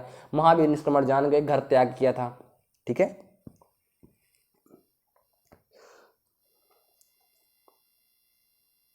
अब आगे, महात्मा बुद्ध ने मल्ल गणराज्य की राजधानी कुशीनगर में 483 ईस्वी में 483 ईस्वी 563 ईस्वी में क्या हुआ था भैया, इनका जन्म हुआ था। ईसा पूर्व, ईस्वी में नहीं, ईसा पूर्व हुआ था। और 400 किसमें भैया, 83 में क्या हुए थे भैया, निपट चुके थे। यानी 35 वर्ष की अवस्था में ही क्या हुआ था, वैशाख पूर्णिमा की रात्रि में एक पीपल की वृक्ष के नीचे गौतम बुद्ध को क्या हुआ था भैया, 35 वर्ष की अवस्था में इनको क्या हुआ था, ज्ञान प्राप्त हुआ था। कितने वर्ष की अवस्था में अगर तुमसे पूछ लेता है ज्ञान प्राप्त हुआ था, तो 35 वर्ष की अवस्था में ज्ञान प्राप्त हुआ था। क्योंकि 29 वर्ष की उम्र में क्या हुआ था, घर से निकल के आए थे। 6 वर्ष बाद 29 6 35 वर्ष की उम्र में क्या हुआ था भैया, ये क्या पाए थे, ये ज्ञान की प्राप्ति इनको हुई थी। ठीक। और ज्ञान की प्राप्ति के बाद यह क्या बन गए थे भैया, यह बुद्ध बन गए थे। बुद्ध के सबसे अधिक शिष्य जो थे वो क्या, कौशल राज्य में थे। किस राज्य में पूछ लिया था, तो किस राज्य में थे, कौशल राज्य में थे। ठीक। महात्मा बुद्ध वत्स राज उदयन के शासन काल में कौशाम्बी आए थे। किसमें आए थे भैया, उदयन के समय में कौशाम्बी आए थे। और प्रथम बौद्ध संगीति अगर आप लोगों से पूछ लिया जाता है तो प्रथम बौद्ध संगीति बुद्ध की मृत्यु के तत्काल बाद राजगृह की सप्तपर्णी गुफा में हुई। ये तीनों संगीतियां, जो 3 और 4 संगीतियां हुई, इनके बारे में आपको पूरा आगे ज्ञान देंगे, अच्छे से ज्ञान देंगे इसके बारे में। इसको मैं फिलहाल आगे में बढ़ा रहा हूं अभी।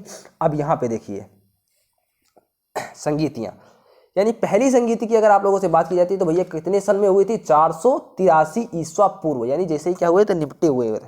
तो 483 ईस्वी पूर्व में कहाँ पे हुई थी भैया, याद रखने वाली बात है, कहाँ पे, राजगृह में। ठीक है। इसके अध्यक्ष से पूछ लेता तो महाकश्यप थे। और राजा इतने समय कौन सा था, अजातशत्रु। द्वितीय बौद्ध संगीति यहाँ से छपता है भैया, याद रख लीजिए। प्रथम बौद्ध संगीति कब हुई थी, 483। दूसरा 100 वर्षों बाद 383 ईस्वी में। और इसका स्थान क्या था भैया, वैशाली। ठीक है। ठीक है, VPK। ठीक, RVPK। ठीक है, RVPK। दूसरा वाला कहाँ पे भैया, कालाशोक के समय में हुई थी। तीसरी वाली बौद्ध संगीति 247 ईसा पूर्व में हुई थी, जो कि पाटलिपुत्र में हुई थी। बहुत बार पूछ लिया कि पाटलिपुत्र में कौन सी बौद्ध संगीति हुई थी, तो तीसरी बौद्ध संगीति। या फिर पूछ लेता सम्राट अशोक कौन सी बौद्ध संगीत की अध्यक्षता की थी, उस समय राजा कौन था, किसका शासनकाल था। तो तृतीय बौद्ध संगीति जिसमें कौन सा था भैया, अशोक। ठीक है। चौथी बौद्ध संगीति कौन था भैया, कनिष्क। कौन था बच्चा, कनिष्क था। ठीक है। चलिए, चारों बौद्ध संगीति समझ गए। और इसकी अध्यक्षता चौथी वाली के पूछ रहे तो वसुमित्र ने अध्यक्षता की थी इसकी। ठीक है। चलिए आगे, इनके अगर 4 आप लोगों से सत्य पूछ लेता है तो 4 सत्य यही हैं, दुख समुदाय, दुख निरोध और दुख निरोधगामिनी प्रतिपदा। दुख समुदाय, दुख निरोध और दुख निरोधगामिनी प्रतिपदा। ठीक है। और देवदत्त ही इनका क्या था भैया, पहला अनुगत बना था और बाद में इन्हीं का क्या हो गया था भैया, सबसे पहला विरोधी बन गया था। हाँ, अब यहाँ से इंपॉर्टेंट पूछ लिया था भैया कि जो इनके जो अलग अलग चीज़ें हैं तो वो उसके प्रतीक क्या क्या दिए गए, अलग अलग चीज़ों के अलग अलग प्रतीक दिए गए थे। और इन्हीं प्रतीकों से एक क्वेश्चन एकदम टॉप किया जाता है कि भैया बताइए कि कमल व सांड की जो एक कमल व सांड का प्रतीक दिया गया था वो किस घटना को दिया गया था। याद रखना भैया, किसका, कमल व सांड को दिया गया है भैया। किसको बताइए, कमल व सांड किसको दिया गया है, जन्म जब हुआ था तो कमल व सांड की घटना थी। अगर घोड़ा क्या होता है, भागता है, घर छोड़ देता है ना, भागता है ना, तो घर छोड़ के गया तो गृहत्याग हो गया। ठीक है। पीपल के पेड़ के नीचे क्या मिला था इनको, क्या मिला था भैया, ज्ञान मिला था, इसीलिए इसको पद चिन्ह इसीलिए निर्वाण हो गया था। पद चिन्ह क्योंकि पैर चले थे तो निर्वाण हुआ था इनका। ठीक है। मृत्यु, इसको स्तूप चिन्ह दिया गया है। ठीक। जन्म के लिए कमल सांड, गृहत्याग के लिए घोड़ा, ज्ञान पीपल वृक्ष के नीचे था, निर्वाण की घटना क्या थी, पद चिन्ह, पैरों से आगे चले तो निर्वाण कहते गए थे, तो मृत्यु में स्तूप। ठीक, 5 चीजें याद रहेंगी, नहीं याद रहेंगी। और महात्मा बुद्ध जो थे वो कर्म सिद्धांतवादी थे, कर्म में वो क्या करते थे भैया, विश्वास रखते थे। ठीक है। आगे चल लेते हैं। कहा था इन्होंने, क्या कहा था भैया, कर्म सिद्धांतवादी थे। और वैशालियों की स्त्रियों को बौद्ध संघ में भिक्षुणी के रूप में प्रवेश की अनुमति इन्होंने दी थी। पहले भिक्षुणी में क्या हुआ था भैया, इन्होंने ही लेडीजों को क्या दिया था भैया, अनुमति दी थी। ठीक है, समझ गए। और बौद्ध संघ तो सबसे सर्वप्रथम शामिल होने वाली स्त्री महाप्रजापति गौतमी थी। कौन थी भैया? महाप्रजापति गौतमी थी। त्रिपिटक बौद्ध ग्रंथों में सर्वाधिक महत्वपूर्ण है। त्रिपिटक बहुत ज़्यादा इंपॉर्टेंट बन जाता है। चलिए आगे देख लेते हैं। बुद्ध की मृत्यु के बाद उनकी शिक्षाओं को संकलित कर 3 भागों में बांटा गया है। ये हैं कौन कौन से? इनके त्रिपिटक, इसीलिए इनको बोला गया मृत्यु के बाद उनकी शिक्षाएं। अगर बात करें त्रिपिटक किसकी बात करता है, तो उनकी शिक्षाओं को क्या करता है भैया? बताता है। सबसे पहली बात बताता है, तो सबसे पहला वाला क्या बताएगा भैया? जान लेते हैं। विनय पिटक जो कि संघ संबंधी एवं आचार शिक्षाएं थी। सुत्त पिटक जो था धार्मिक सिद्धांत था। अधिधम्म पिटक जो था वो दार्शनिक सिद्धांत था। क्या था भैया? आर्थिक दार्शनिक सिद्धांत था। विनय पिटक, सुत्त पिटक, अभिधम्म पिटक, तीनों पिटक के बारे में समझ गए। क्या हुआ था? ये शिक्षाओं से रिलेटेड था। थेरी गाथा बौद्धिक साहित्य, इसमें 32 कवित्रियों की कविताएं संकलित हैं। चलिए अगला क्वेश्चन देख लेते हैं। बिहार में राजगीर की पहाड़ियों में 400 मीटर की ऊंची पर स्थित शांति स्तूप विश्व का सबसे ऊंचा कहा जाने वाला शांति स्तूप है। अगर पूछ लेता विश्व का सबसे ऊंचा सांची स्तूप कहाँ पे है भैया? तो कहाँ पे है? बिहार में है। कितनी मीटर की ऊंचाई है? लगभग 400 मीटर की ऊंचाई। ठीक, चलिए अब आगे। अमरावती स्तूप का निर्माण सातवाहन के समय में हुआ था। ठीक है। और महास्तूप का निर्माण किसके समय हुआ था? अशोक के समय ईंटों की सहायता से हुआ था। ठीक है। महास्तूप का निर्माण, महा का मतलब महान अशोक, महा से महान अशोक। ठीक है, यही इंपॉर्टेंट था। आगे चलते हैं फटाफट। क्या कह रहा है? इसी में लाइट ऑफ एशिया के बारे में इसी में बताया गया भैया, अंग्रेजी वाले में। ठीक है। और 4 तोरण, सातवाहन युग में वेदिका के चारों दिशाओं को ही बोला गया भैया 4 तोरण। ठीक है, चलिए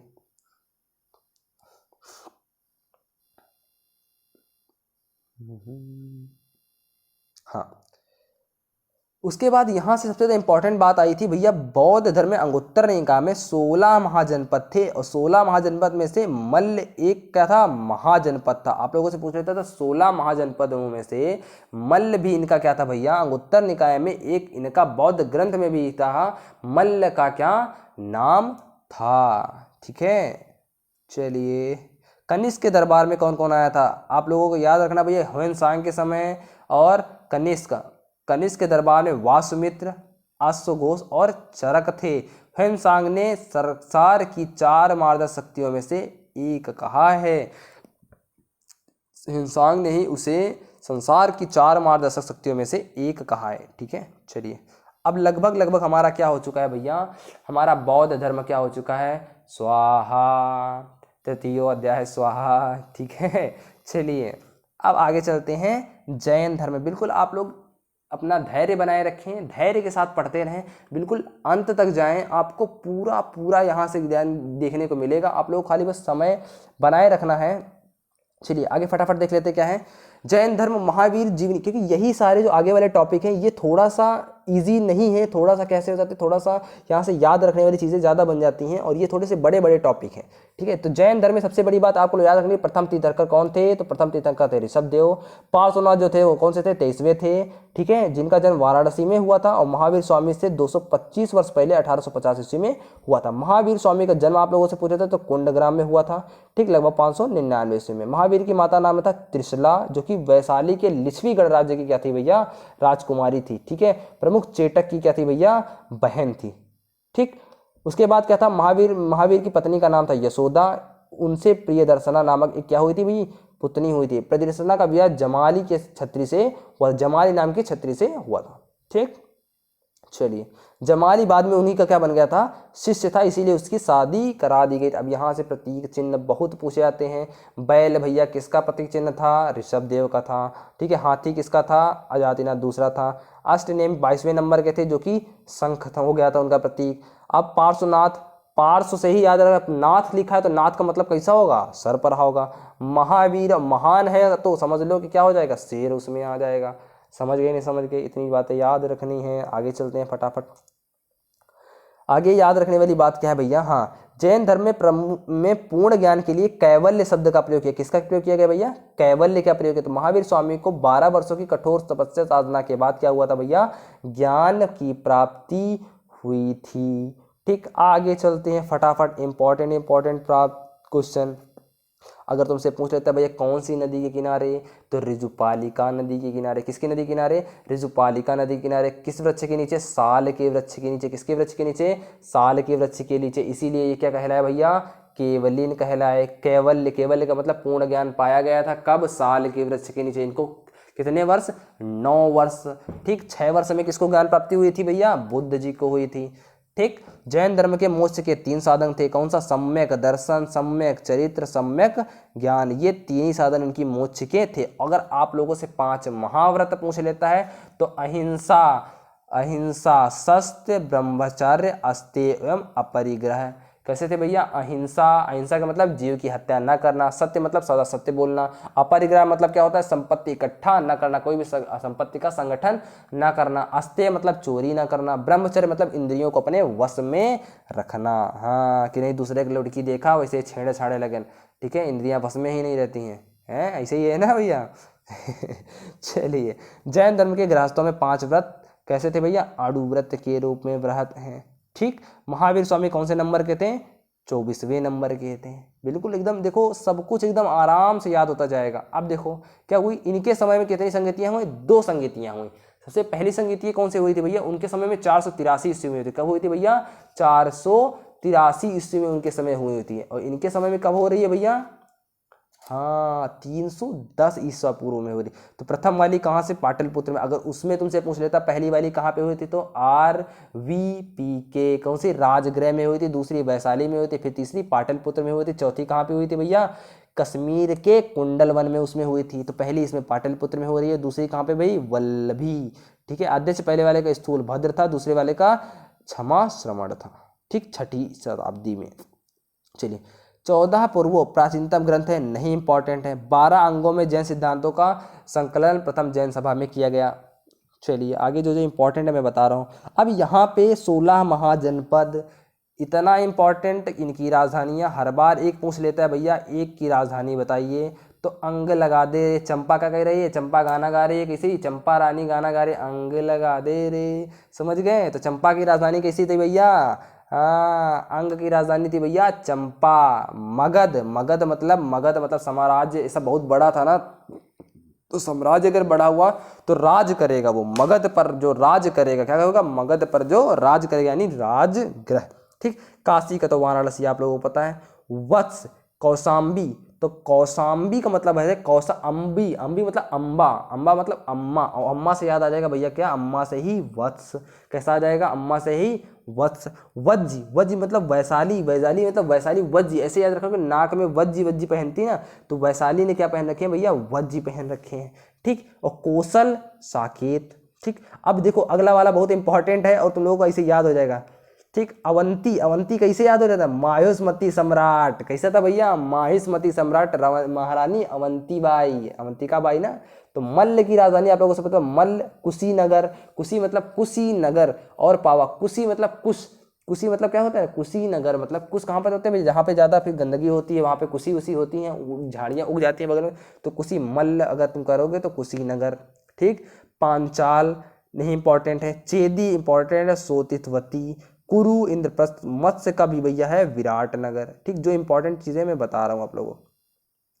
मत्स्य विराटनगर, कम्बोज, हाटक, सूरसेन मथुरा और अस्मक पोटिल, और गांधार तक्षशिला। गांधार बहुत बार पूछा हुआ है, गांधार की राजधानी क्या है भैया? तक्षशिला, तक्षशिला, तक्षशिला। तक्षशिला क्या हुआ भैया? गंधाने लगा, इसे याद रखो, तक्षशिला गंधाने लगा था। ठीक, और पोटिल, अस्मक, अस्मक क्या होता? अस्मक क्या हुआ भैया? जो क्या हुआ था, जो जैसे पहले होता था ना, जो इससे पुताई वुताई होती थी, होती नहीं? अभी देखा होगा घर में लिपाई उपाई होती है, देखा कि नहीं? गाय के गोबर से होती थी, तो जैसे घोड़े के गोबर से मान लो पुताई वताई होती है। ठीक है, चलिए। चंद्रगुप्त मौर्य के शासन काल में, अब चंद्रगुप्त मौर्य की बात आ जाती है, प्रथम जैन सम्मेलन क्या किया गया था भैया? आयोजित किया गया था। ठीक, अशोक उनके पौत्र दशरथ के समय में बराबर तथा नागार्जुनी पहाड़ियों को काटकर आजीविकों के लिए आवास बनाए गए थे। सुदामा की गुफा, अशोक के समय में भी सुदामा की गुफा और कर्ण चौपड़ नामक गुफा प्रसिद्ध बहुत ज़्यादा। और श्रवण बेलगोला, इतना बार पूछा हुआ, श्रवण बेलगोला कहाँ पे स्थित है? तो किस राज्य में है? कर्नाटक राज्य में स्थित है। जहाँ पे यहाँ पे सभी लोग क्या करने जाते हैं भैया? मरने जाते हैं। श्रवण बेलगोला का मतलब होता है वहाँ पे संन्यास ले लेते हैं, बिल्कुल उनकी ऐसी मृत्यु होती है, अपने आप प्राण प्रखेरु निकलते हैं। ठीक है, चलिए आगे फटाफट, बाहुबली प्रथम जैन तीर्थंकर कौन थे भैया? बाहुबली प्रथम जैन तीर्थंकर कौन से तीर्थंकर? ऋषभ देव के पुत्र माने जाते थे। ठीक है, जो 12 वर्ष के अंतराल पे कर्नाटक राज्य के श्रवणबेलगोला में आयोजित होता है। महामस्तक अभिषेक, महामस्तक अभिषेक ये एक महत्वपूर्ण क्या है भैया? उत्सव है। ठीक है, चलिए अब बहुत भारतीय विद्वान उनके संरक्षक कौन कौन थे? अगर हरिसेन का आप लोगों को पूछ लिया जाए, हरिसेन संरक्षक किसके संरक्षक में थे? तो समुद्रगुप्त में थे। और कौटिल्य जिसको चाणक्य बोला गया किसमें थे? चंद्रगुप्त मौर्य में थे। अश्वघोष पूछ लेते तो कनिष्क के समय थे। नागार्जुन भी थे भैया कनिष्क के समय। तीन ये इंपॉर्टेंट ही थे भैया, तीन इंपॉर्टेंट, इसी के लिए ह्वेनसांग ने बोला था ये स्तंभ थे। क्या थे? अश्वघोष, नागार्जुन और चरक, तीनों क्या थे भैया? ये कनिष्क के समय थे। ठीक, बाण भट्ट ने क्या लिखा है? आनंद कादम्बरी लिखी है, तो ये हर्षवर्धन के समय है। चंद्रबरदाई पृथ्वीराज रासो लिखी है, पृथ्वीराज चौहान के समय में थे। ठीक है, और कालिदास किसके समय में थे? चंद्रगुप्त विक्रमादित्य के समय, चंद्रगुप्त विक्रमादित्य के समय।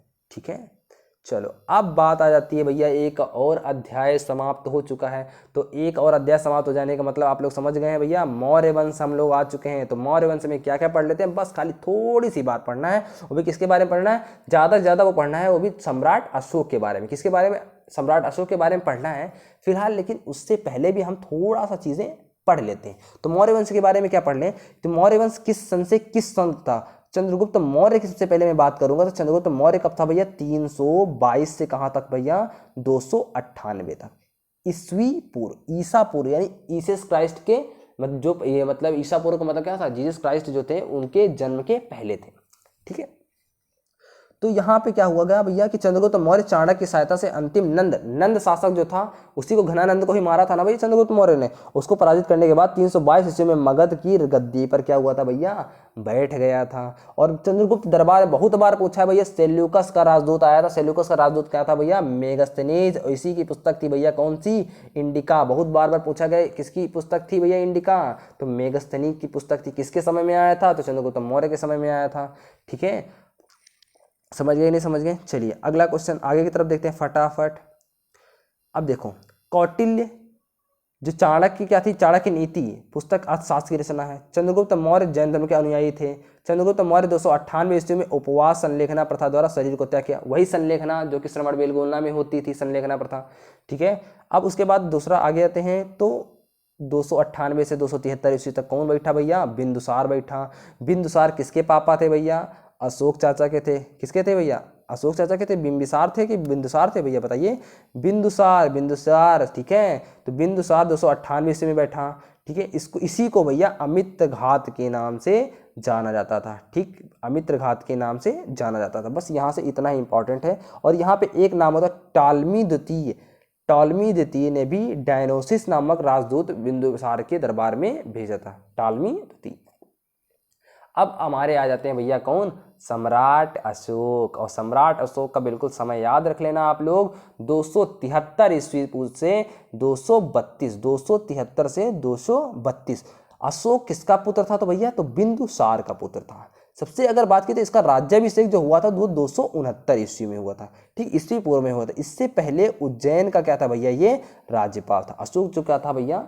राज्यपाल था। ठीक, इसके अभिलेखों में से देव नाम प्रियदिश नाम से उल्लेख है। इसके अभिलेखों में से अशोक का जो अभिलेख है वो देव नाम प्रियदिश के नाम से उल्लेखित है। ठीक, अशोक का नाम उल्लेख मास्की, गुर्जरा, नेट्टूर, उदयगोलम अभिलेख में भी मिलता है। ठीक है, पुराणों में अशोक वर्धन, दीपवंश, कार्मलोई कहा जाता है। अशोकों के अभिलेख को सर्वप्रथम किसने पढ़ा था? बहुत बार पूछा है भैया किसने पढ़ा है? जेम्स प्रिंसेप ने सबसे पहले पढ़ा था। और अशोक के राज्याभिषेक में 8वें वर्ष लगभग 261 पूर्व में कलिंग का क्या हुआ भैया? युद्ध हुआ था। कलिंग के युद्ध में इतनी तगड़ी विध्वंसक हुई थी, इसी के बाद क्या बन गया था?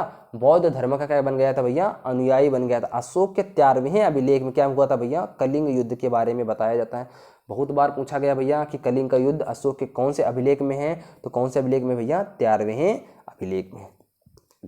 ठीक है, समझ गए बात यहाँ तक? चलिए आगे देख लेते फटाफट। अशोक के अभिलेख में अगर आप लोग जानना चाहेंगे कि कितने अभिलेख हैं, तो अभिलेख तो बहुत तगड़े तगड़े हैं, लेकिन आप लोगों को कुछ इंपॉर्टेंट याद रखने। सबसे पहली बात जैसे पहला अभिलेख, तो पहले अभिलेख में क्या हो गया भैया? पशुपल की क्या हो गई भैया? निंदा हो गया। और मेरी मनुष्य, सभी मनुष्य क्या है भैया? मेरी संतान है। क्या बोला गया, सभी मनुष्य मेरी संतान है, ठीक है, इसे बोला गया था। उसके बाद दूसरे वाले में क्या बताया गया, पशु चिकित्सा, मानव चिकित्सा यानी चिकित्सा विकित्सा की बातें ज़्यादा की गई थी, लोक कल्याणी कार्य दूसरे शिलालेख में किए गए थे, ठीक है। उसके बाद तीसरा इतना इंपॉर्टेंट नहीं है, चौथा भी इतना इंपॉर्टेंट नहीं है, पांचवा अब इंपॉर्टेंट इसलिए बन जाता है क्योंकि धम्म महापात्रों की नियुक्ति के विषय में जानकारी देता है। और छठा शिलालेख जो होता है आत्मनिर्णय की शिक्षा देता है। सातवां शिलालेख क्या सभी संप्रदायों के लिए सहिष्णुता देता है। आठवां शिलालेख सम्राट की धर्म यात्राओं का उल्लेख होता है। नवां शिलालेख धर्म समारोह की चर्चा करता है। 10वां शिलालेख धम्म नीति की श्रेष्ठता पर बल देता है। 11वां शिलालेख जो हुआ है हमारा भैया क्या, धम्म नीति की व्याख्या करता है। ये इंपॉर्टेंट नहीं है, इंपॉर्टेंट हमारा आ जाता है भैया कौन सा, 13वां, कौन सा भैया, 13वां कलिंग के युद्ध का वर्णन। ठीक, चलिए अब मौर्य का प्रशासन समझ लेते हैं। देखो यहाँ से अगर आप लोग समझते तो बूचड़ खाने का अध्यक्ष याद रखना है, इसको सूना अध्यक्ष बोला जाता था। और जहाज रानी, जो जहाज रानी विभाग का अध्यक्ष था उसे नवाध्यक्ष बोला जाता है। ठीक, चारा बाग वाले को विविधाध्यक्ष। और ये आप लोगों को पीडीएफ बिल्कुल मिल जाएगी आप लोगों को टेलीग्राम चैनल पे, वहाँ पे जाकर के एक बार आप लोग पूरा टेलीग्राम चैनल पे जाके एक बार पीडीएफ को पढ़ लीजिए, बस इसके बाद आप लोगों को कुछ भी नहीं पढ़ना होगा। हाँ, अशोक ने आजीविका में रहने हेतु बाबर की पहाड़ियों में 4 गुफाओं का क्या किया था भैया, निर्माण किया था। बहुत कलाकार आदमी था, ठीक है। अशोक ने अपने समय में 10वें वर्ष सर्वप्रथम बोध गया की यात्रा की, इसके बाद राज्याभिषेक के 20वें वर्ष लुम्बिनी गया था। ठीक, चलिए आगे। अब देखो यहां से इंपॉर्टेंट बन जाता है भैया हमारा कौन सा, गुप्त वाला। कौन बन जाता है भैया, हमारे पास गुप्त वाले इंपॉर्टेंट बन जाते हैं। लेकिन उससे पहले मैं बात करूंगा, वैसे पहले मैं अशोक के अभिलेखों में मौर्य साम्राज्य के 5 प्रांतों के नाम, और 5 प्रांतों के नाम कौन कौन से थे भैया, उत्तरापथ जो कि कहाँ पे भैया, तक्षशिला, अवंतिरा, उज्जैनी, कलिंग तोसरी राजधानी थी, दक्षिणापथ सुवर्णगिरी, और पूरी प्रदेश पाटलिपुत्र।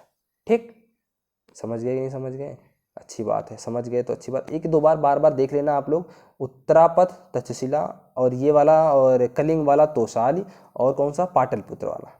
ठीक है, चलिए अब बात करेंगे अगर हम लोग गुप्त वंश की, तो गुप्त वंश में सबसे पहले कहाँ पहुँचेंगे भैया, चलिए बताइए भैया फटाफट। अगर हम लोग गुप्त वंश से पहुँचेंगे तो चंद्रगुप्त प्रथम के बारे में पहुँचेंगे कि नहीं पहुँचेंगे, बिल्कुल। और जिसकी स्थापना किसने की थी, श्री गुप्त ने। किसने की थी भैया, गुप्त वंश का संस्थापक कौन सा था, श्री गुप्त था। कौन था भैया, श्री गुप्त।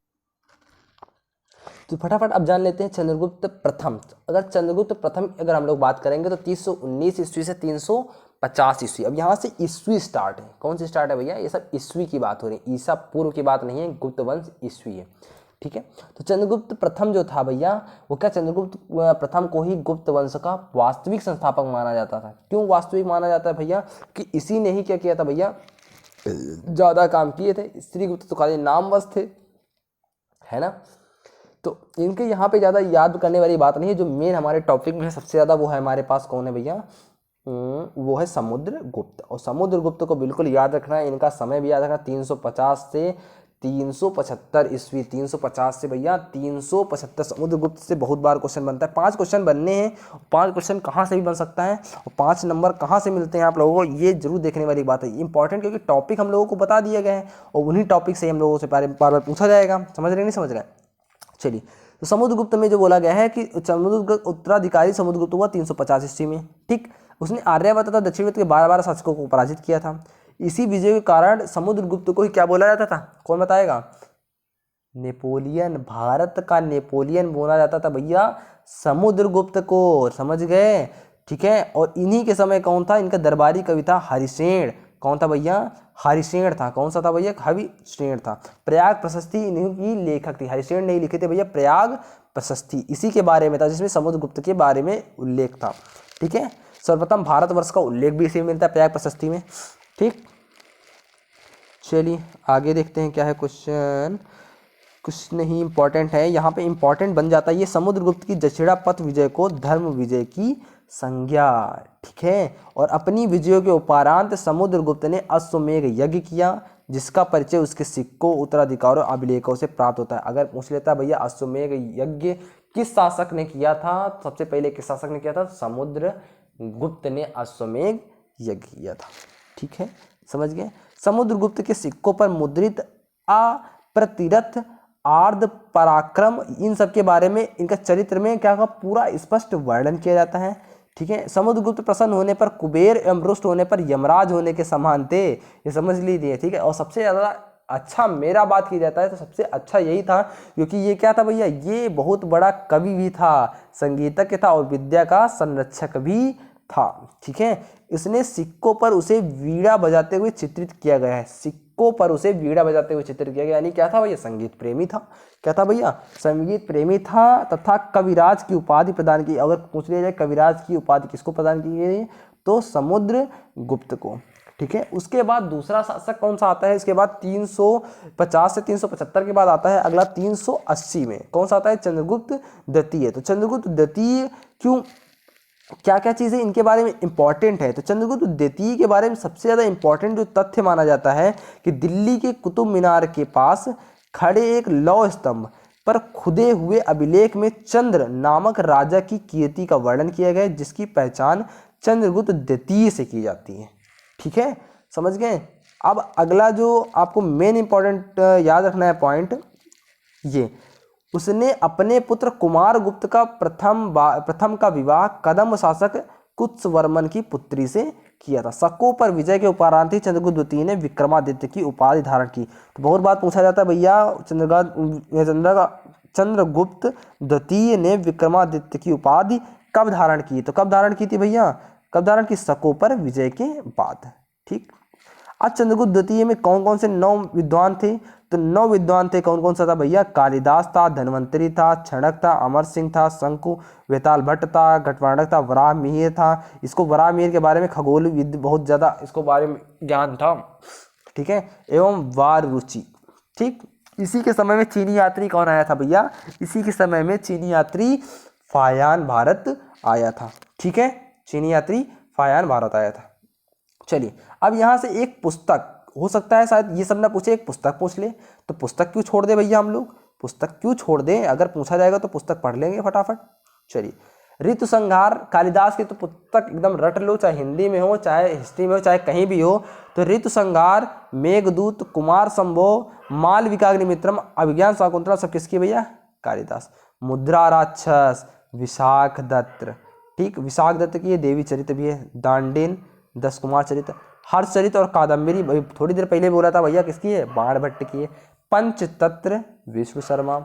ठीक, सूर्य सिद्धांत आर्यभट्ट। अगला पंच सिद्धांत किसका है भैया, वराह मिहिर का। ठीक। गरुड़ गुप्त वंश का कैसा था भैया, था राजकीय चिन्ह था। गुप्त संभव कुषाणों के सामंत थे। यहाँ से बाकी कुछ भी नहीं पूछा जाएगा। अब अगर ज़्यादा से ज़्यादा थोड़ा बहुत पूछा जाएगा तो हर्षवर्धन से एक आधा क्वेश्चन बन सकता था, क्योंकि 16 वर्ष की अवस्था में क्या होता, थानेश्वर की गद्दी पर कौन बैठा था भैया, हर्षवर्धन बैठ गया था। ठीक है, हर्षवर्धन, और ह्वेनसांग ने ही हर्ष को शिलादित्य के नाम से संबोधित किया था। ठीक है, सबसे पहली बात, हर्ष ने पूर्व वर्धन वंश की राजधानी थानेश्वर की थी, किंतु हर्ष ने कन्नौज को अपनी राजधानी बाद में क्या किया था भैया, बना लिया था। ह्वेनसांग को यात्रियों का राजकुमार तथा वर्तमान में शाक्य मुनि कहा गया, ये बहुत बार पूछा गया। और ह्वेनसांग की आपको एक पुस्तक पूछ ली जाती तो भैया कौन सी भैया, हर्षवर्धन के समय में, तो वो कौन सा था, ह्वेनसांग, जिसको CU की क्या भैया था, CU की। ठीक है। चलिए, हर्षवर्धन सूर्य, शिव एवं बुद्ध का उपासक था, सूर्य, शिव एवं बुद्ध का उपासक था। हर्ष का दूसरा नाम क्या था भैया, शिलादित्य था। ठीक, शिलादित्य था। और ये इसी हर्ष ने ही क्या किया था भैया, शिव पार्वती की आकृति के सिक्के चलवाए थे। हर्ष एक महान विद्वान था, उसने प्रियदर्शिका, रत्नावली तथा नागानंद नामक ग्रंथों की रचना की। ठीक है। चलिए, हर्ष ने शशांक को पराजित करके कन्नौज पर अधिकार कर लिया तथा उत्तरी भारत के अन्य राज्यों को भी अपने अधीन कर लिया था। आगे फटाफट क्या है बोल रहा है भैया, बिंदुसार अशोक पढ़ चुके हैं। अशोक के आगे चलिए, कहाँ पहुँच गए भैया, अशोक काफ़ी आगे आ चुके हैं हम लोग। 1 सेकंड का समय देंगे बस आप लोग, बस थोड़ा सा। हर्षवर्धन, हाँ, हर्ष ने कश्मीर पर आक्रमण कर वहां से भगवान बुद्ध का दांत कन्नौज के निकट संग्राम में स्थापित कर दिया था। ठीक है, कश्मीर पर आक्रमण किया, वहां से भगवान बुद्ध का दांत कहाँ पे कर दिया भैया, कन्नौज ले आया। वो बहुत दिमागी आदमी था। हर्षवर्धन ने एक विशाल साम्राज्य की स्थापना की थी जिसकी सीमाएं उत्तर में हिमाच्छादित थी, पर्वतों तक थी, दक्षिण में नर्मदा तक थी। ये बहुत खतरनाक आदमी था भाई हर्षवर्धन, दिमागदार इसलिए था क्योंकि विद्वान विद भी था। ठीक, इसको ज्ञान भी अच्छा था। चलिए अब इसकी एक अगला टॉपिक खत्म हो चुका है। राजपूत काल इंपॉर्टेंट नहीं है, खाली एक इंपॉर्टेंट काल याद है। कुछ विद्वानों को राजपूतों को अग्निकुंड से उत्पन्न हुआ मानते हैं। कुछ विद्वान राजपूतों को कहाँ से मानते हैं भैया, अग्निकुंड से मानते हैं। ठीक है, अगला गुर्जर प्रतिहार वंश। गुर्जर प्रतिहार वंश में कौन सा था भैया, मालवा शासक नागभट्ट प्रथम था। ठीक, कौन सा था भैया, संस्थापक कौन सा था, नागभट्ट प्रथम था। ठीक, मिहिर भोज इस वंश का सबसे सर्वशाली शासक था। मिहिर भोज कहाँ का सबसे ज्यादा सर्वशाली शासक था, तो कहाँ का था भैया, गुर्जर प्रतिहार वंश का था। ठीक है, गहड़वाल वंश। तो गहड़वाल वंश, अच्छा एक क्वेश्चन यहाँ से बन जाता है भैया, 1018 ईस्वी में महमूद गजनवी में कमजोर प्रतिहार शासक राज्यपाल को हराकर अपने अधीन कर लिया था। तो इसीलिए क्या हुआ भैया, प्रतिहार शासक कौन था भैया, महमूद गजनवी के समय कौन आया था भैया, बताइए। प्रतिहार शासक को राज्यपाल था, राज्यपाल ही था और राज्यपाल को ही हरा दिया था 1018 ईस्वी में। सोमनाथ मंदिर पर आक्रमण, पिछली बार पूछा गया पेट में क्वेश्चन, बताइए 1025। ठीक है, चलिए अगला क्वेश्चन फटाफट देख लेते हैं क्या है। गहड़वाल वंश ज़्यादा इंपॉर्टेंट नहीं है खाली, लेकिन याद रखने वाली बात है कि इसकी नींव किसने रखी, तो इसकी नींव किसने रखी, चंद्रदेव ने। किसने रखी थी भैया, चंद्रदेव ने। ठीक है, चलिए आगे फटाफट देख लेते हैं क्या है। तो जयचंद्र, एक यहाँ से इंपॉर्टेंट बन जाता है भैया, चंदावर का युद्ध 1193 से। अच्छा हाँ, एक बात याद रखना, 1191, 1192। ठीक, 1191 और 1192 तराइन का प्रथम युद्ध और तराइन का द्वितीय युद्ध। तराइन का प्रथम युद्ध मोहम्मद गौरी और किसके बीच हुआ था भैया, पृथ्वीराज चौहान के बीच। द्वितीय युद्ध भी मोहम्मद गौरी और किसके बीच हुआ था भैया, पृथ्वीराज चौहान के बीच हुआ था। पहले वाले में क्या हुआ था, मोहम्मद गौरी की क्या हुई थी भैया, हार हुई थी। दूसरे वाले में क्या हुआ था, मोहम्मद गौरी की क्या हुई थी भैया, विजय हुई थी। ठीक है, चलिए आगे। चौहान वंश, और चौहान वंश का संस्थापक कौन था भैया, वासुदेव था। कौन था, वासुदेव था। ठीक, इसके बारे में ज़्यादा पढ़ने की जरूरत नहीं है और यहाँ से पढ़ने की जरूरत है। 1191 ईस्वी में क्या हुआ था, तराइन का प्रथम युद्ध हुआ था। 1192 में तराइन का द्वितीय युद्ध हुआ था, जिसमें क्या हुआ था भैया, पृथ्वीराज तृतीय को पराजित किया था। और इसके जो दरबारी कवि था मैंने बता दिया भैया, कौन सा था, चंद्रबरदाई। चंद्रबरदाई क्या था भैया, इसी ने लिखा था पृथ्वीराज रासो। ठीक है, चलो आगे फटाफट देख लेते हैं। अब यहाँ से स्टार्ट होता है हमारे पास भैया कौन सा, दिल्ली सल्तनत। दिल्ली सल्तनत जाने से पहले बस 1 सेकंड रुक जाएंगे, बस 2 या 4 मिनट का मैं ब्रेक ले रहा हूँ और उतने समय में मैं थोड़ा सा पानी वानी पी लेता हूँ बस। तो चलिए अब दिल्ली सल्तनत पे हम लोग आ चुके हैं, हमारा आधे से ज़्यादा सफ़र हो चुका है, बस महज थोड़ी ही देर और बने रहेंगे और दिल्ली सल्तनत हमारा सबसे बढ़िया टॉपिक है, सबसे बेहतरीन टॉपिक है। दिल्ली सल्तनत को आप लोग बहुत ही जड़ से पढ़ेंगे, एकदम इंपॉर्टेंट। पर पूरा दिल्ली सल्तनत हमको नहीं पढ़ना है, बस यहाँ से इंपॉर्टेंट फैक्ट जानने की, इंपॉर्टेंट फैक्ट में क्या क्या पूछा जाएगा। दिल्ली सल्तनत में लिखा गया सल्तनत काल पूछा गया है, तो मतलब यहाँ से ऊपर ऊपर से ही चीज़ें पूछी जाएंगी, बहुत ज़्यादा डीप चीज़ें नहीं पूछी जाएंगी। तो अगर दिल्ली सल्तनत का अगर तुमसे पूछ लिया जाए कि तुर्की राज्य का वास्तविक संस्थापक जो था, तो वास्तविक संस्थापक तो कौन सा दिल्ली सल्तनत का, इल्तुतमिश माना जाता है। लेकिन जो संस्थापक था वो कौन सा माना जाता है भैया, कुतुबुद्दीन ऐबक माना जाता था। कौन सा माना था भैया, कुतुबुद्दीन ऐबक। तो कुतुबुद्दीन ऐबक का समय क्या था भैया, 1206 से 1210। लेकिन 1206 से उसके बाद क्या हो गया भैया, इल्तुतमिश बना शासक। इल्तुतमिश कब बना था, 1210 से 1236। अगर दिल्ली सल्तनत का काल पूछ लिया तो टोटल हुआ 1206 से 1526, इसके बीच में। इसी दिल्ली सल्तनत के बाद ही हमारा कौन सा आ गया भैया, मुगलिया सल्तनत। कौन सा आ गया था, मुगलिया सल्तनत। लेकिन दिल्ली सल्तनत में ही हमारा कौन कौन देखने को मिला था, बताइए भैया कौन कौन से। शुरुआत में इल्तुतमिश, खिलजी आया, फिर कौन कौन सा था, सब अलग अलग आया ना। तो एक एक के बारे में आप लोगों को बिल्कुल अच्छे से देखने को मिलेगा, परेशान मत होइए। ठीक है, अब देखो इल्तुतमिश जैसे ही शासक बन गया था तो सुल्तान के पद को वंशानुगत बनाया। इसी समय पर अवध में पृथु विद्रोह हुआ था। पृथु का क्या हुआ था बेटा, विद्रोह हुआ था। अब यहाँ से इल्तुतमिश बहुत ही खतरनाक आदमी था, उसने दिमाग क्या क्या लगाया था इसके बारे में पक्का जान लीजिए, इल्तुतमिश से एक क्वेश्चन बनता ही बनता है। उसने क्या किया, तुर्कान चहलगानी 40 अमीरों का समूह, 40 अमीरों का समूह मतलब 40 उसके क्या करते थे, अगल बगल सैनिक चलते थे, ठीक है। इसने लाहौर के स्थान पर अपनी दिल्ली कहाँ बनाया, इस पूरी राजधानी दिल्ली को अपनी राजधानी बना। पहले राजधानी कौन सी हुआ करती थी बेटा, लाहौर हुआ करती थी, वो अब इसने क्या कर दिया, दिल्ली बना दिया, ठीक। अब उसने इक्ता प्रणाली बनाई थी भैया, क्या बनाई थी, इक्ता शासन प्रणाली बनाई। सुल्तान की सेना के निर्माण पर दिल्ली सुल्तान को क्या कर दिया था भैया, प्रदान कर दिया था, ठीक। सल्तनत काल के दो महत्वपूर्ण सिक्के, चांदी का टका और तांबे का जीतल, चांदी का टंका और तांबे का जीतल इल्तुतमिश ने ही क्या किया था भैया, प्रारंभ किया था, ठीक।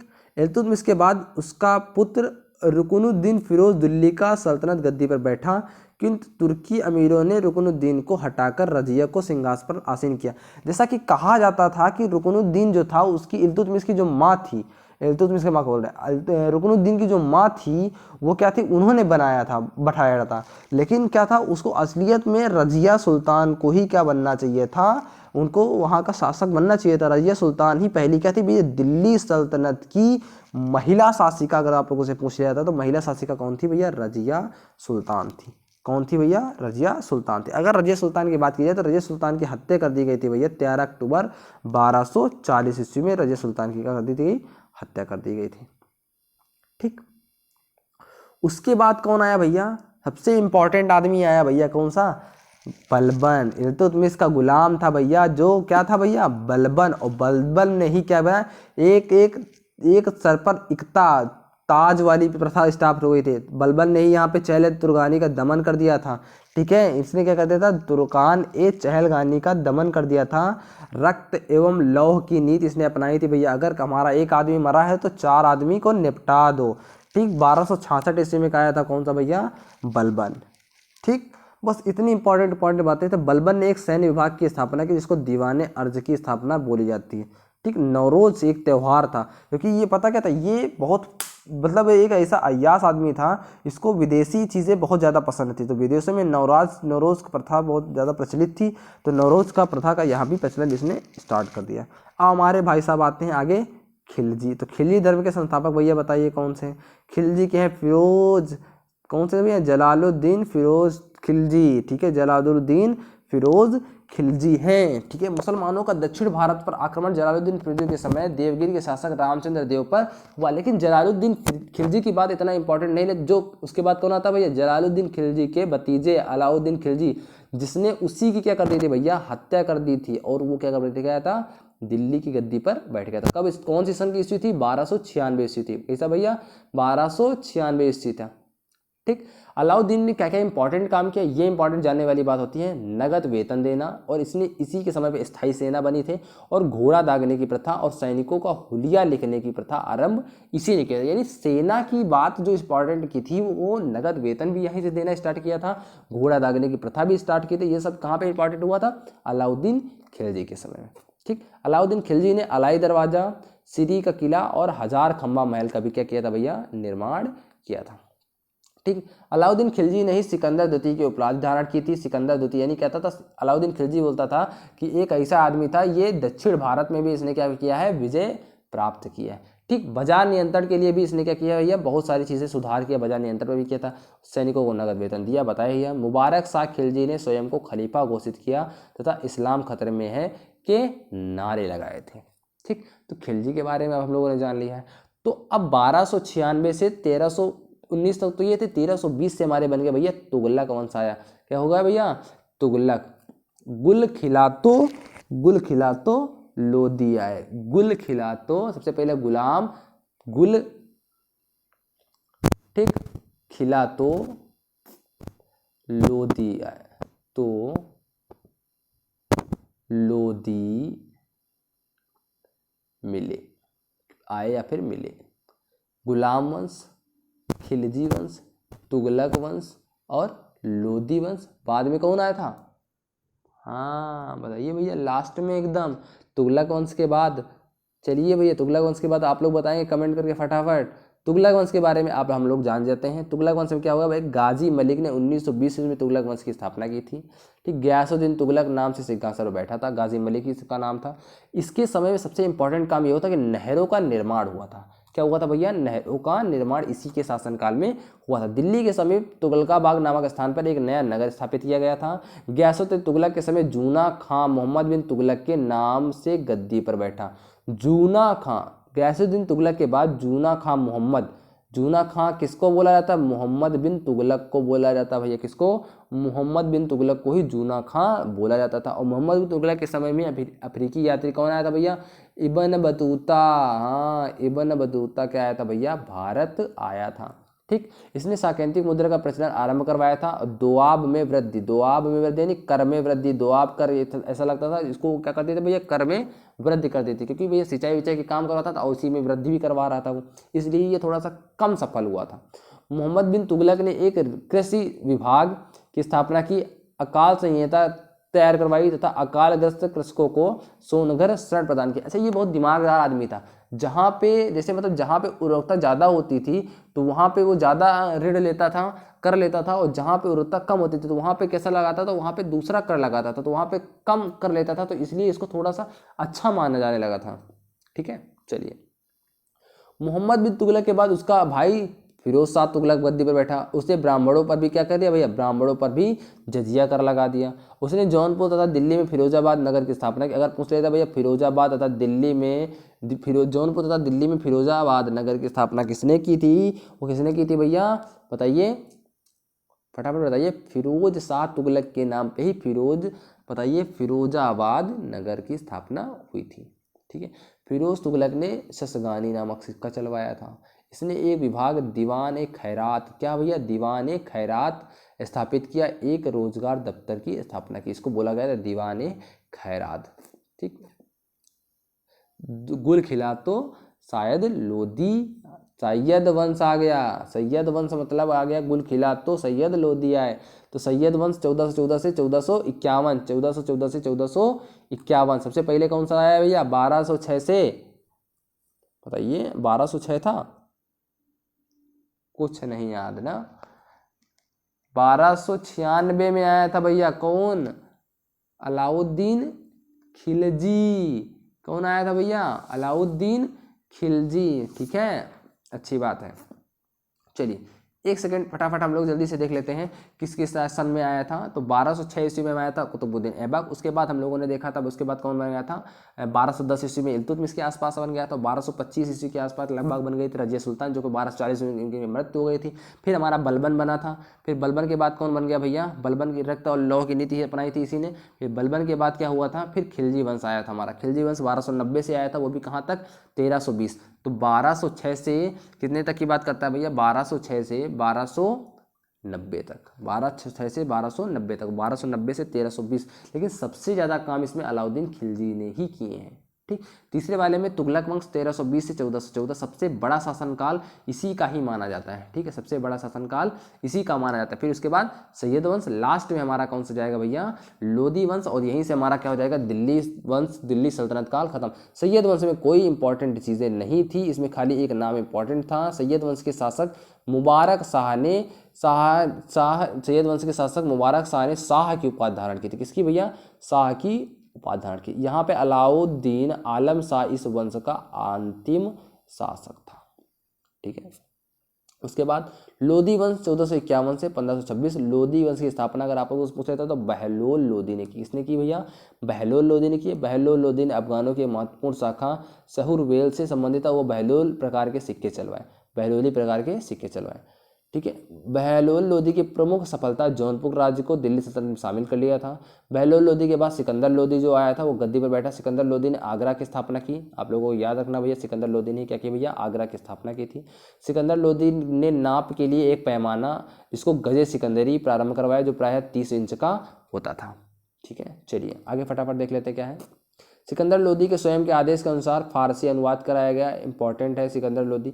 सिकंदर लोधी के बाद उनके बाद कौन आया भैया, इब्राहिम लोधी बन गया 1517 से 1526। और इब्राहिम लोधी को हराया था भैया किसने, बाबर ने हराया था। किसमें, इब्राहिम लोधी व राणा सांगा के मध्य खटोली का युद्ध हुआ, जिसमें लोधियों की क्या हुई भैया, हार हुई। उसके बाद 1526 ईस्वी में क्या हुई, पानीपत के मैदान में बाबर से युद्ध के दौरान इब्राहिम लोधी क्या हुआ था भैया, मारा गया। और जैसे ही मारा गया वहीं से भैया क्या हुआ, बाबर के बाद मुगलिया सल्तनत क्या हो गई थी भैया, स्टार्ट हो गई थी। यहाँ पे अधिकारी हैं, इनके कार्य हैं, ये आप लोगों को पढ़ लेना रहेगा भैया फटाफट। सल्तनत के प्रमुख विभाग जो भी थे, ये विभाग से भी क्वेश्चन बन जाते हैं कभी कभार, देख लेना, मैंने दे दिए हैं आप लोगों को टेलीग्राम में। अब मैं स्टार्ट करूंगा भैया किसमें, मुगल सल्तनत पे। तो यहाँ पे हमारे 8-9 चैप्टर के आसपास, लगभग 9 या 10 चैप्टर के आसपास खत्म हो चुके हैं। मुगल जैसे ही खत्म हो जाता है तो मुगल मराठा के बाद हमारी लगभग चीज़ें खत्म हो जाएंगी। ठीक है, तो मुगल में सबसे ज़्यादा हम लोगों को पढ़ना यहाँ पे रहेगा भैया कौन सा, बाबर छोड़ के नहीं, अकबर के बारे में ज़्यादा पढ़ना रहेगा, जिसको हेमू, हाँ अकबर हेमू। ठीक है, चलिए बाबर के बारे में जाने तो 1526 से 1530 ईस्वी में था। बाबर के पिता तैमूर वंशज और माता कैसे थी, मंगोल वंशज थी। बाबर का प्रथम भारत के विरुद्ध युद्ध किया गया, बाबर का भारत के विरुद्ध किया गया प्रथम अभियान 1518 से 1519 जाति के विरुद्ध था, कौन सा, यूसुफ जाई जाति के विरुद्ध था। इस अभियान में बाबर में बजौर और भीरा के किले का अपना अधिकार किया था। ठीक, 1526 ईस्वी में पानीपत की प्रथम लड़ाई भैया बाबर और इब्राहिम लोदी के बीच, इब्राहिम लोदी क्या हुआ था भैया, मारा गया था। ठीक, चलिए आगे देख लेते हैं फटाफट क्या है। उसके बाद ये पानीपत युद्ध में तोपखाने का नेतृत्व उस्ताद अली और मुस्तफ़ा नामक के 2 योग्य अधिकारियों ने किया था। ठीक, 1527 ईस्वी में बाबर तथा राणा सांगा के बीच, याद रखना सब एक युद्ध अब जरूर याद रखना है। उसके बाद 1527 ईस्वी में भैया कौन सा युद्ध हुआ, खानवा का युद्ध हुआ। कौन सा हुआ था भैया, खानवा का युद्ध हुआ। इसमें युद्ध में बाबर ने जिहाद का नारा दिया था। बाबर ने क्या दिया था भैया, जिहाद का नारा दिया था। 1527 ईस्वी में खानवा का युद्ध हुआ था। 1528 ईस्वी में चंदेरी के शासक मेदनी राय और बाबर के मध्य चंदेरी का युद्ध लड़ा गया। इंपॉर्टेंट नहीं है, लेकिन इंपॉर्टेंट क्या बनता है भैया, 1529 में बाबर ने घाघरा के युद्ध में महमूद लोदी को भी क्या कर दिया भैया, पराजित कर दिया। ठीक, लगातार ये युद्ध ही करता रहा बाबर। उसी बात 1530 ईस्वी में क्या हुआ भैया, निपट भी गया था। 26 दिसंबर 1530 ईस्वी में बाबर को आगरा में मृत्यु हो गई थी। बाबर ने मुनइयान पद्धति का सृजन किया। इसने अपनी पहली आत्मकथा बाबरनामा की तुर्की भाषा में रचना की थी। यहीं से बाबर का काम तमाम हो गया। ओम नमः शिवाय स्वाहा। चलो आगे हुमायूं की बात करते हैं भैया। हुमायूं 1530 ईस्वी से 1540 और 1555 से 1556 ईस्वी थे। हुमायूं के बाद यहाँ से आया था हमारे पास कौन था, हुमायूं था। हुमायूं का ही बच्चा हमारा आया कौन, नन्ना मुन्ना बच्चा, अकबर चाचा। ठीक है, अकबर चाचा। ठीक, 1530 ईस्वी में ही 22 वर्ष की उम्र में हुमायूं को क्या कर दिया गया भैया, बताइए, राज्याभिषेक कर दिया गया। ठीक, कलिंजर के प्रशासक प्रताप रुद्रदेव पर अपना पहला आक्रमण किया 1531 ईस्वी में। किसने किया, कलिंजर के शासक पे। ठीक, चौसा का युद्ध लड़ा गया भैया किसमें, जिसमें हुमायूं क्या हो गया भैया, पराजित हुआ था। 1539 ईस्वी में क्या हुआ, चौसा का युद्ध लड़ा गया। उसमें शेर खां ने क्या कर दिया भैया, हुमायूं को निपटा दिया था, मतलब हरा दिया था। ठीक, चौसा के युद्ध कब हुआ, 1539 ईस्वी में। आगरा और दिल्ली पर शेरशाह का अधिकार हो जाने के बाद हुमायूं सिंध होता हुआ ईरान के शाह के पास चला गया और वहीं से अफगान सेना और मुगल सेना के बीच सरहिंद का युद्ध हुआ। मुगल सेना का नेतृत्व बैरम खां ने किया। इस युद्ध में अफगानों की क्या हो गई भैया, विजय हो गई। और जैसे ही विजय हुई तो वापस से 1555 ईस्वी में क्या हुआ, दिल्ली के तख्त पर हुमायूं को बैठने का क्या मिल गया, सौभाग्य मिलेगा। इसीलिए 1955 से 1956 बोला गया, क्योंकि तुरंत तो बैठा था, फिर उसके बाद क्या हो गया था, युद्ध में हार गया था शेर खां से, चौसा के युद्ध में। फिर क्या हुआ था, वापस से आया अफगानों की सहायता लेके और हराया और फिर से बन गया भैया कौन सा, शासक। ठीक है, इसी बात 1 साल बाद जनवरी 1956 में दीपनाह नगर के पुस्तकालय में सीढ़ियों से गिरने के बाद इनका निपटारा हो गया। सीढ़ियों से गिर के मरने वाला शासक कौन सा था भैया, बाबर।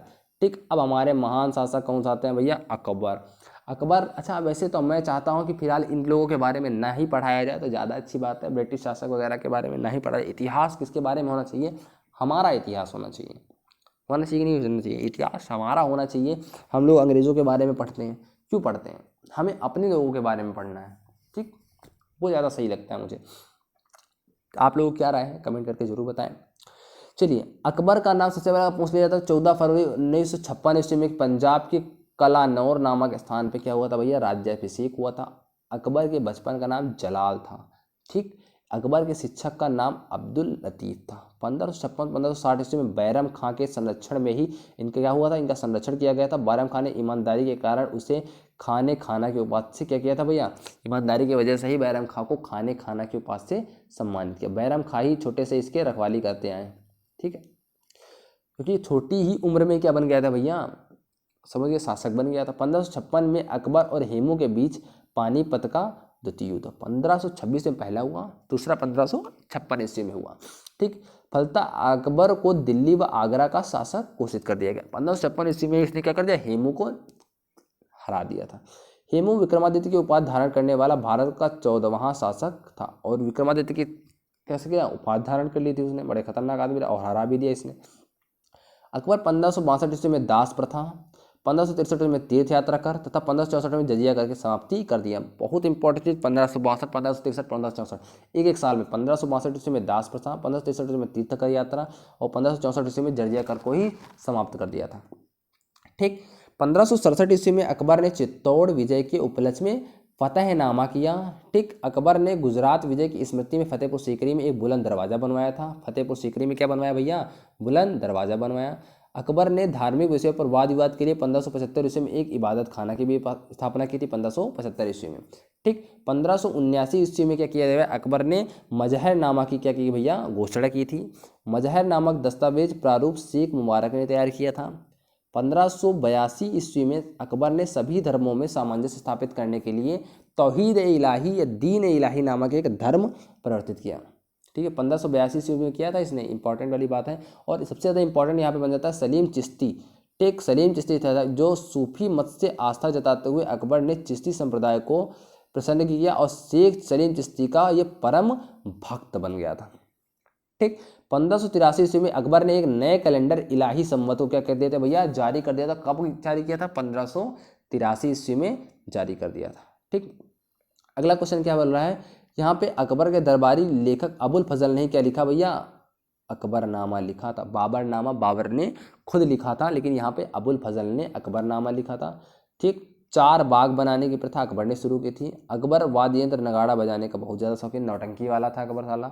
हाँ, चलिए, जहांगीर 1605 से 1627 ईस्वी में। यहाँ पे सबसे ज़्यादा इंपॉर्टेंट बात क्या हुई थी, इनकी याद रखने वाली, जहांगीर की पत्नी कौन सी थी, नूर जहां थी।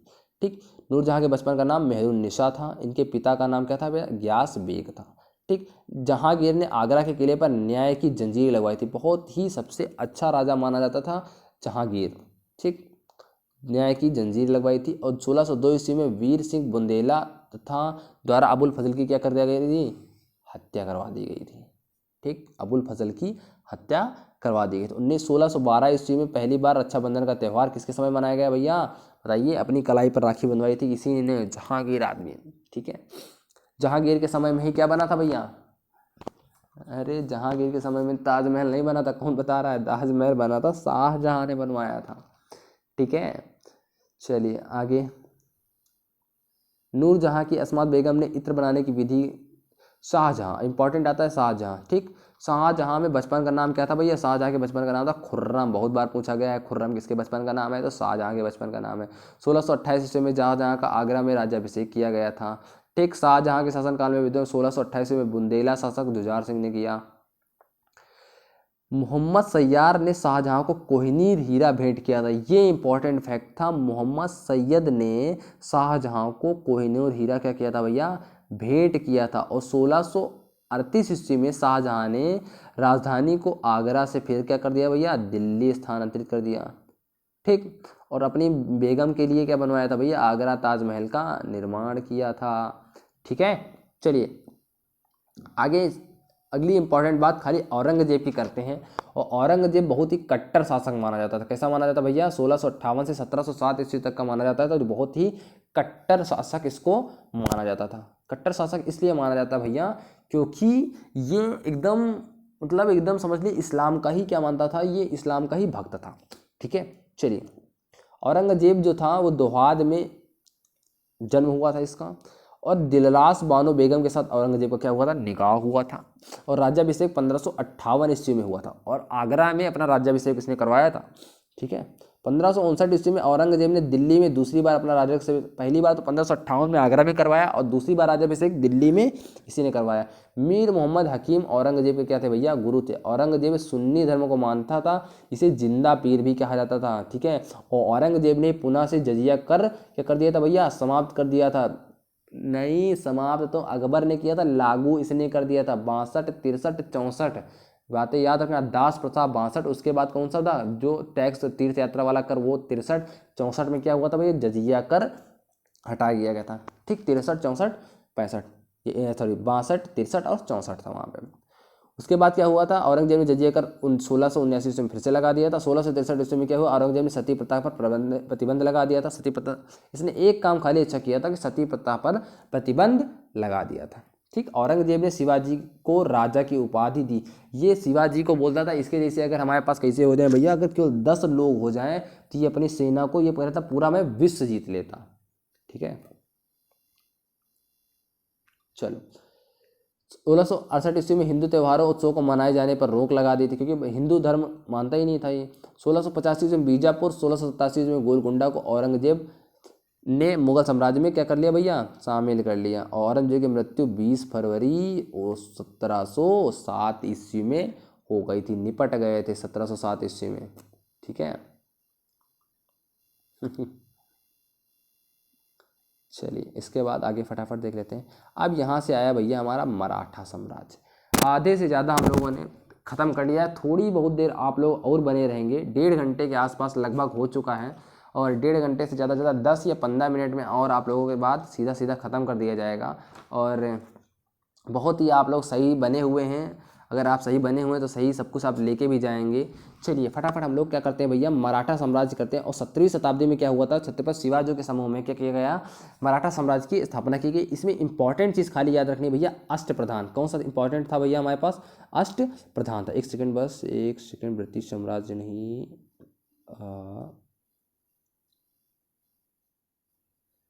कौन सा था, हाँ अष्टप्रधान। मैं बात कर रहा था आप लोगों से अष्टप्रधान के बारे में। ठीक तो अष्टप्रधान में सबसे पहले तो कौन था पेशवा था। कौन सा था भैया सबसे पहला कौन सा था भैया पेशवा था। पेशवा क्या था जो कि अर्थव्यवस्था का रेख देख करता था और सैन्य प्रधान था। सर ए नौबत था। आमत्र जो था आय व व्यय का लोखा जोखा रखता था। वायकायनीस सूचना गुप्तचर देता था। चिटनीस जो था वो क्या था भैया अपनी भाषा शैली को देखता था। और सुमंत विदेश मंत्री था। सुमंत क्या था भैया विदेश मंत्री था। ठीक पंडित राव क्या था भैया धार्मिक कार्यों को देखता था। और न्यायाधीश न्याय विभाग का प्रधान था। ठीक इसमें इसको एक चौथ बोला जाता है, किसी एक चीज को चौथ बोला जाता है। दो महत्वपूर्ण कराधान प्रणाली चौथ तथा सरदेशमुखी थे। दो कर प्रणाली एक चौथ थी, एक क्या था भैया सरदेशमुखी। चौथ क्या था भू राजस्व का एक चौथाई था जो मराठों के उस क्षेत्र पर आक्रमण नहीं करने के लिए दे जाता था। अगर कोई आक्रमण नहीं करता था तो वहाँ जहाँ पे आक्रमण नहीं करते तो वहाँ पर वे चौथ लेते थे। ठीक सरदेशमुखी 10% का अतिरिक्त अधिभार था जो उस क्षेत्र से लिया जाता था जो मुगलों के अधीन था, पर मराठा उस पर दावा करते थे। जो मुगलों के अधीन तो था लेकिन क्या करते थे ये लोग उस पर दावा करते थे। ठीक शिवाजी की मृत्यु के बाद इनके प्रति क्या थे भैया संभाजी आए थे और संभाजी ने भी मुगलों से बहुत संघर्ष किया। जहाँ तक औरंगजेब के विद्रोही पुत्र अकबर द्वितीय को शरण भी दी थी। संभाजी को युद्ध में परास्त कर उसे मृत्युदंड दे दिया गया था। ठीक और साहू को गिरफ्तार कर लिया गया, किले में कैद करके रखा गया था। अब इसके बाद आया छत्रपति के बाद राजा राम छत्रपति का पद संभाला किंतु वह कभी भी स्थिरता की राजगद्दी में न बैठ सका। मुगलों के हमले के कारण वो इधर उधर क्या करा भैया भागता ही रहा। बहुत भगेड़ू किस्म का आदमी था। ठीक राजा राम की मृत्यु के बाद उनकी पत्नी कौन थी भाई ताराबाई। ताराबाई इंपॉर्टेंट थी। ताराबाई ये मुगल शासक में नहीं थी, ये मुगलों से लड़ने वाली एक शासिका थी। ताराबाई बहुत ही शासिका वीर शासिका थी, मानी जाती है वीर शासिका। ठीक 1700 से 1707 ईस्वी में मुगलों से संघर्ष जारी रखा। मराठा इतिहास का स्वतंत्रता संग्राम का दौर भी कहा था। ठीक है 1707 ईस्वी में साहू जी कैद से छूट निकले तो मराठा साम्राज्य के उत्तराधिकार संघर्ष शुरू होगा। इसी क्रम में बालाजी विश्वनाथ नामक पेशवा का मजबूत मराठा राजनीति में प्रवेश होता है। बालाजी यहीं से स्टार्ट होता है और पेशवा का मजबूत रूप यहीं से स्टार्ट होता है। अब यहीं से आते हैं भैया हमारे कौन से बालाजी विश्वनाथ मराठा प्रशासक के 7वें पेशवा थे बाजीराव प्रथम। बाजीराव प्रथम से इंपॉर्टेंट क्या क्या था भैया 1720 से 1740 सबसे ज़्यादा ये इंपॉर्टेंट 20 से 40 यानी 20 वर्ष ही टिके थे। ठीक उसके बाद क्या हो गया साहू जी ने बाजीराव प्रथम को योग्य पिता का योग्य पुत्र कहा। बाजीराव प्रथम को योग्य पिता का योग्य पुत्र कहा। बाजीराव प्रथम मस्तानी नामक जो बाजीराव प्रथम थे ये मस्तानी नामक महिला के संबंध होने के कारण चर्चित रहा। बाजीराव मस्तानी मूवी देखी कि नहीं देखी बाजीराव मस्तानी भाई है।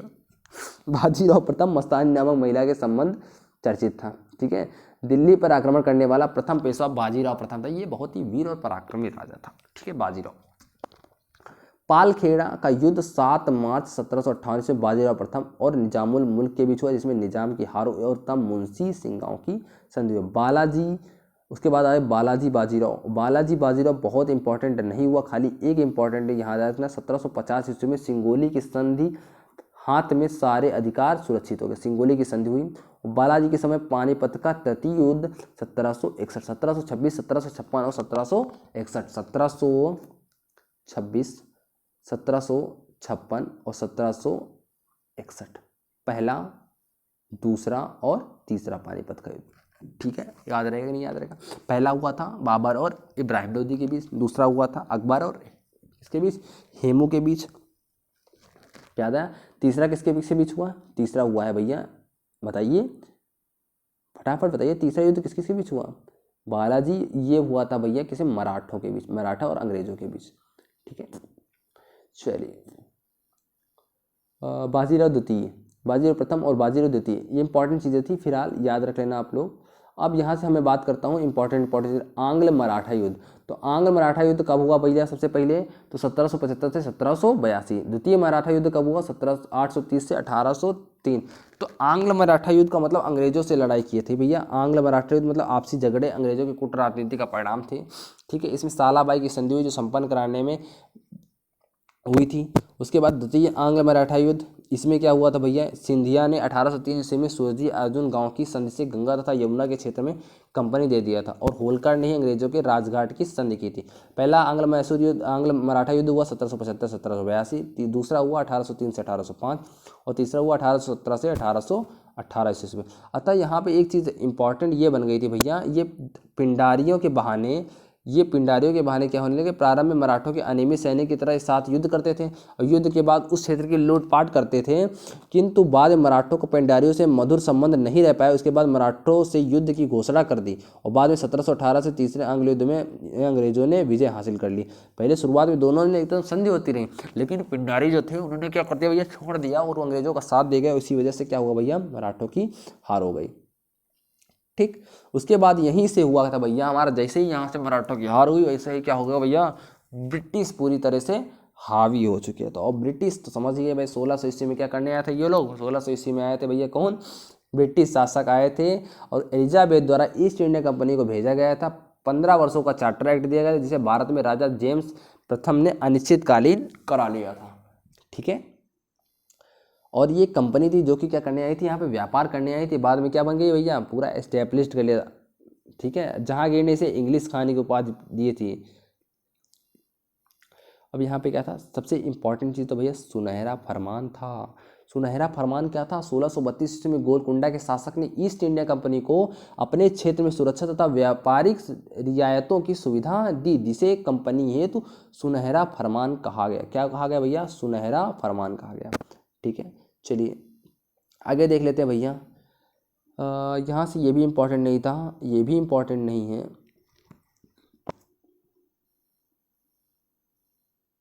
हाँ, विलियम हेजेस बंगाल का प्रथम अंग्रेज गवर्नर था। क्या था भैया? प्रथम अंग्रेज गवर्नर था। और औरंगजेब ने 1701 ईस्वी में भारत में रहने वाले सभी यूरोपियन को गिरफ्तार करने का आदेश दिया। पटना और कासिम बाजार के अंग्रेज कंपनी के कर्मचारी बंदी बना लिए गए थे। ठीक, और 1707 ईस्वी में औरंगजेब की इसीलिए क्या कर दी गई भैया? मृत्यु कर दी। इसके बाद अपनी कंपनी स्थिति को सुदृढ़ कर लिया गया बाद में अपने आप से। यहाँ से देखिए, बंगाल में सिराजुद्दौला का नवाब बनने से असंतुष्ट गुट निर्माण होने पर सिराज के युवा उत्साह से प्रशासनिक सुधार के क्रम में पुराने लोगों को प्रशासन से हटाकर नए वर्ग की नियुक्ति की। इसे असंतुष्ट का मोर्चा और मजबूत हो गया। बंगाल में सिराजुद्दौला था नवाब, ये काफ़ी इसका चर्चा में इसलिए रहा क्योंकि ये वहाँ पे ये लोग क्या करते थे? सिराजुद्दौला ये किसका साथ देने लगा था? ये देने लगा था साथ किसका? ये अंग्रेजों का साथ देने लगा था। ठीक, अब एक जो घटना हुई है ब्लैक होल की घटना, बहुत बार पूछा गया भैया ब्लैक होल की घटना क्या है? तो ब्लैक होल की घटना ये है कि सिराज ने कलकत्ता पर क्या कर दिया था भैया? सिराज जो था उसने कलकत्ता पर आक्रमण कर दिया। उसमें ब्रिटिश नागरिकों को एक कोठरी जो थी, एक कोठरी में क्या कर दिया गया? उन्हें बंद करके मृत्युदंड की सजा दी। इसीलिए ये घटना क्या थी भैया? ब्लैक होल कहलाई। क्या कहलाई भैया? ब्लैक होल कहलाई। ठीक, और 1757 ईस्वी में क्या हुआ भैया? प्लासी के युद्ध में सिराज को क्या कर दिया गया? अंग्रेजों द्वारा शिकस्त दे दिया गया। अंग्रेजों ने मीर जाफर को बंगाल का नवाब बनाया और उसके बाद में 24 परगना जमींदारी और अन्य आर्थिक लाभ भी अर्जित किए थे। 1757 ईस्वी में क्या हुआ भैया, प्लासी का युद्ध हुआ था। मीर कासिम ने अपनी राजधानी कलकत्ता के मुंगेर स्थापित कर, कहाँ पे, कलकत्ता से मुंगेर स्थापित कर दिया। 1763 ईस्वी में इसे नवाब के पद से क्या कर दिया गया, हटा दिया गया था। ठीक, उसके बाद 1764 में बक्सर के युद्ध में हेक्टर मुनरो ने नेतृत्व में अंग्रेजों की छोटी सेना से उस त्रिगुट को हराकर प्लासी के युद्ध के निर्णय की पुष्टि कर दी थी। इंपॉर्टेंट तथ्य देख लेते हैं क्या है भैया। बंगाल का नवाब सिराजुद्दौला के समय 20 जून को 1556 ईस्वी में काल कोठरी, 1556 ईस्वी में ब्लैक होल की घटना घटी, आप लोग पता है। उसके बाद क्या हुआ, 1757 ईस्वी में क्या हुआ भैया, प्लासी का युद्ध हुआ। मीर जाफर को क्लाइव का गीदड़ कहा जाता था। मीर जाफर को क्लाइव का गीदड़ इसलिए कहा जाता था क्योंकि जैसे ही वो हार गया था तो बंगाल को किसको दे दिया गया था, मीर जाफर को दे दिया गया। वो समय समय पर चाटुकारिता करता था। ठीक, 22 अक्टूबर 1964 में बक्सर युद्ध में बंगाल का क्या कर दिया, मीर जाफर बना था। आगे इलाहाबाद की प्रथम संधि 1765 ईस्वी में हुई थी। कब हुई थी भैया, इलाहाबाद की प्रथम संधि 1765 ईस्वी में क्लाइव और मुगल बादशाह के बीच हुई थी। ठीक, उसके बाद आ गया था द्वैत शासन। द्वैत शासन में कौन आ गया भैया, द्वैत शासन में आया था जनक लियोनस कार्टिस को द्वैत शासन का जनक माना जाता है। ठीक, अंग्रेजों के संरक्षण में बंगाल का प्रथम नवाब नजीमुद्दौला था और बंगाल का अंतिम नवाब मुबारक दौला था। ठीक, चलिए प्रथम स्वतंत्रता संग्राम पे आ चुके हैं। 1897 ईस्वी में हुआ था, 1857 ईस्वी की क्रांति पे आ चुके हैं, जो कि प्रथम स्वतंत्रता संग्राम बोला जाता है। कहाँ से स्टार्ट हुआ था बताइए फटाफट। अगर आप लोगों से इसके राजनीतिक कारण के बारे में मैं बात करूं तो क्या हुआ था भैया, डलहौजी ने जो आक्रामक नीति अपनाई थी, हड़प नीति के द्वारा सतारा, जैतपुर, बंधार, झांसी, नागपुर के विलय की घोषणा कर दी थी। इसी दौरान लॉर्ड डलहौजी ने उत्तराधिकारी गोद लेने की प्रथा को भी समाप्त कर दिया था। ठीक है, अगर सामाजिक सुधार की बात करेंगे तो इसमें राजा राम मोहन ने भी ने साथ दिया था। और आर्थिक और प्रशासनिक कार्य में अगर हम लोग देखेंगे तो इसमें एक सबसे बड़ा कारण था, वो क्या था, सैनिक कारण था। सैनिक कारण में क्या बोला गया था भैया, यहाँ पे सबसे पहली बात तो 1857 ईस्वी में आप लोगों को पता होगा कि ये चर्बी युक्त कारतूस थे और इसकी कहाँ से स्टार्टिंग की गई थी, मेरठ से। कहाँ से की गई थी भैया, मेरठ से। पता है कि नहीं पता है, मेरठ से स्टार्टिंग की गई थी। ठीक है, इसका तुरंत का अगर तत्कालिक कारण अगर हम लोग जानेंगे तो तत्कालिक कारण क्या था भैया, ब्राउन बैस राइफल के स्थान पर एनफील्ड राइफल का प्रयोग, जिसमें गाय व सुअर की चर्बी युक्त कारतूस का प्रयोग की चर्चा थी। सैनिकों को क्रोधित कर दिया गया। चूंकि कारतूस में गाय और सुअर दोनों की चर्बी लगी थी, इसलिए हिंदू और मुस्लिम दोनों वर्ग भड़क उठे। परिणाम स्वरूप 1857 ईस्वी की विद्रोह की क्रांति हुई। ठीक, यह सैनिकों का विद्रोह था। किसने कहा, सीले और लॉरेंस ने कहा। या हिंदू मुस्लिम षड्यंत्र था, आउटकम टेलर ने कहा। सभ्यता और बर्बरता के बीच संघर्ष था, टी.आर. होम्स ने कहा। ठीक, यह भारत का प्रथम स्वतंत्रता संग्राम था, वी.वी. सावरकर ने कहा। ये इंपॉर्टेंट क्वेश्चन है, बार बार पूछा गया है। और 1857 ईस्वी में बैरकपुर छावनी में मंगल पांडे ने विद्रोह की शुरुआत कर दी। 1857 के विद्रोह के प्रथम शहीद बने थे सबसे पहले कौन, मंगल पांडे ही बने थे। ठीक है, कानपुर के दौरान रानी सती चौरा की घटना का उल्लेख आता है, जिसमें कहा गया कि विद्रोहियों ने महिलाओं व समेत 300 लोगों को क्या कर दिया था भैया, मार डाला था। 300 लोग, इसी विद्रोह में कानपुर में 300 लोगों को क्या कर दिया था, महिलाओं सहित मार दिया गया था। ठीक, अब इसमें असफलता के कारण क्या हुए थे, इसमें क्योंकि अलग अलग धर्म के लोग थे तो अलग अलग कैसे हुए, अलग अलग उनकी सामाजिकता बढ़ गई और इसीलिए हिंदू मुस्लिम विद्रोह बढ़ने के चांस हो गए और विद्रोह के साथ एक साथ वो एकजुट नहीं हो पाए। और यहाँ से क्वेश्चन जो बनता है भैया, सबसे ज़्यादा बनता है कि केंद्र था और केंद्र को भैया नेता कौन था। ठीक, दिल्ली से अगर बात की जाए भैया बहादुर शाह था, लखनऊ से बेगर हजरत महल थी, कानपुर से नाना साहब थे, झांसी से रानी लक्ष्मीबाई थी, फैजाबाद से कौन सा था भैया, मौलवी अब्दुल्ला था, इलाहाबाद से लियाकत अली और बरेली से खान बहादुर। बहुत बार पूछा जाता भैया कौन कहाँ से था, याद रखना, हजारों बार पूछा हुआ क्वेश्चन है। जगदीशपुर से कौन था, कुंवर सिंह था और असम से मनीराम दत्त था। और विद्रोह का परिणाम ये हुआ कि भैया 1 नवंबर 1958 को इलाहाबाद में आयोजित दरबार में लॉर्ड कैनी की महारानी की उद्घोषणा को पढ़ा और बाद में क्या हुआ भैया, यहाँ से 1784 ईस्वी का जो पिट्स इंडिया एक्ट जो दोहराया गया था, उसी नियंत्रण को समाप्त कर दिया गया था और भारत राष्ट्र सचिव के पद का क्या कर दिया गया, गठन कर दिया गया। ठीक, और फूट डालो और राज करो सैनिक एकता का खंडित करने के लिए कुछ जातियों को मार्शल कौम घोषित कर दिया गया। उन्हें छात्री देश के नस्ल में रेजिमेंटों में अलग अलग क्या कर दिया गया भैया, बांट दिया गया। यहाँ पे कुछ पुस्तकें जो है बहुत ज़्यादा पूछी जाती हैं। पुस्तकें कौन कौन सी है भैया, first war of Indian independence V D. Savarkar, the great rebellion Ashok Mehta, spy vigilante and revolt R.C. Majumdar, 1857 को 1857 में क्या है, MS सेन ने बोला। The college of Indian community sir Syed Ahmad Khan ने लिखी। ठीक, आर्थिक प्रभाव क्या क्या पढ़ा, इसमें 2-3 चीज़ें मुझे पढ़नी थी।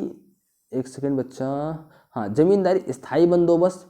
इसमें स्थायी बंदोबस्त में क्या पढ़ना था भैया, स्थायी बंदोबस्त में भारत का क्षेत्रफल का लगभग 19% हिस्सा शामिल था। कितना शामिल था, 19% हिस्सा शामिल था। और 10/11 भाग सरकार तथा शेष 1/11 भाग किसका होता था भैया, 11 में से 10 भाग मिलता था किसको बताइए, सरकार को मिलता था, और 1 भाग मिलता था जमींदार को। ठीक है, ये स्थायी बंदोबस्त था। और रैयतवाड़ी जो बताई थी उसमें क्या हुआ था भैया, 51% क्षेत्रों पे स्टार्ट हो गया। कहाँ पे भैया, ये 1792 ईस्वी में। यहाँ पे भैया 1792 में से कौन सा था, थॉमस मुनरो। और 51% क्षेत्रों में क्या हुई थी भैया, लागू हो गई थी। ठीक, एक सेकेंड, हाँ, रैयतवाड़ी व्यवस्था। उसके बाद आ गया भैया हमारी महालवाड़ी व्यवस्था। और महालवाड़ी व्यवस्था कहाँ पे भैया लागू हुई है, या लगभग 80% तक पहुँच चुका था। ठीक है, इसमें कौन आया था भैया, लॉर्ड मैकेंजी 1882 ईस्वी में। इसमें क्या हुआ था, एक जो महल जैसा होता था, महल का मतलब एक गांव या समुदाय, गांव समुदाय से ही क्या किया जाता था, वहां से ही कर को वसूला जाता था। महलवाड़ी व्यवस्था यही थी। उसके बाद एक क्वेश्चन पूछ लिया था भैया, रेलवे का विकास। रेलवे 1853 ईस्वी में क्या हुआ, डलहौजी के समय मुंबई से ठाणे के बीच में चलाई गई ये ट्रेन थी। ठीक है, आधुनिक उद्योग 1800 सूती, पहला सूती वस्त्र कारखाना 1853 ईस्वी में बम्बई में, कहाँ पे, कालासजी नाना भाई द्वारा लगाया गया था। 1955 ईस्वी में पहला जूट कारखाना कहाँ पे लगाया गया, बंगाल में लगाया गया। ठीक है, पहली अवध कमर्शियल बैंक जो कि 1958 ईस्वी में चली थी। और कुछ नहीं, एक सेकेंड बस। तो यहाँ तक अब हम लोगों ने, आप हमारा साथ बने रहे हैं, बहुत ही अच्छा आप लोगों ने हमारा सहयोग दिया है। और आप पूरा वीडियो देखेंगे और पूरी इसका PDF जो है मैं आप लोगों को टेलीग्राम चैनल पे दे दूंगा। और ऐसे ही डेली आप लोगों को क्या रहेंगे भैया, मैराथन मिलती रहेंगी। और आप लोग बस पूरी क्या करेंगे भैया, पूरी मैराथन को देखेंगे। पूरी मैराथन देखने के बाद अब मैं एक अभी और सीरीज लाऊंगा जो खाली केवल क्वेश्चन की होगी। जैसे आप लोगों ने पूरा पढ़ लिया, पढ़ने के बाद क्वेश्चन कैसे पूछे जाते हैं, तो क्वेश्चन कौन से होंगे, जो इंपॉर्टेंट क्वेश्चन होंगे, या फिर किसी भी UPSSC के द्वारा जो भी क्वेश्चन पूछे हुए हैं, तो वो भी मैं क्वेश्चन लेके आऊँगा। आप लोगों को कोई दिक्कत नहीं होगी, हर एक चीज़ों की सुविधा मैं आप लोगों के लिए करूँगा, जिसमें पूरे से पूरे 85 के ऊपर नंबर लाए जाए। अंतिम समय में क्या कम से कम पढ़ लिया जाए और ज़्यादा से ज़्यादा क्या टॉपिक फंस सकता है। तो यहाँ पे लगभग मैंने पूरी जो हिस्ट्री है उसका पूरा सार देने की कोशिश की है। लगभग 1-1.5-2 घंटे में जो देना चाहा है मैंने दिया है। आपने भी हमारा सहयोग बरकरार रखा है। कृपया आप जो वीडियो है वो ज़्यादा से ज़्यादा लोगों को शेयर कर दें। और हमारे चैनल मैथ्स वाले बाबा जी को कृपया लाइक, शेयर और सब्सक्राइब जरूर कर लें। और इस चैनल का PDF लिंक आप लोगों का, और इस वाले का PDF जो है वो आप लोगों को हमारे टेलीग्राम चैनल पे मिल जाएगा, आप उसको ज्वाइन कर लीजिए। और इसमें अगर प्रैक्टिस सेट आप लोग चाहते हैं तो प्रैक्टिस सेट के 6 प्रैक्टिस सेट मैं बना चुका हूँ, वो अभी आप लोग देख पाएंगे। फटाफट जाके हमारी प्लेलिस्ट चेक करिए, UPSSC पेट प्रैक्टिस के हिसाब से 6-7 हमारे बना रखे हैं प्रैक्टिस सेट, वो भी आप अच्छे से दीजिए और अपनी तैयारी को बिल्कुल पुख्ता कर लीजिए। बिल्कुल 80-85 नंबर लाने हैं तो लाने हैं, मतलब पेट मतलब बाबा जी। ठीक है, पेट मतलब बाबा जी। तो चलिए फिर मिलते हैं अगले वीडियो में, तब तक के लिए आप अपना ख्याल रखें और ऐसे ही वीडियो देखते रहें। नमस्कार दोस्तों, जय हिंद।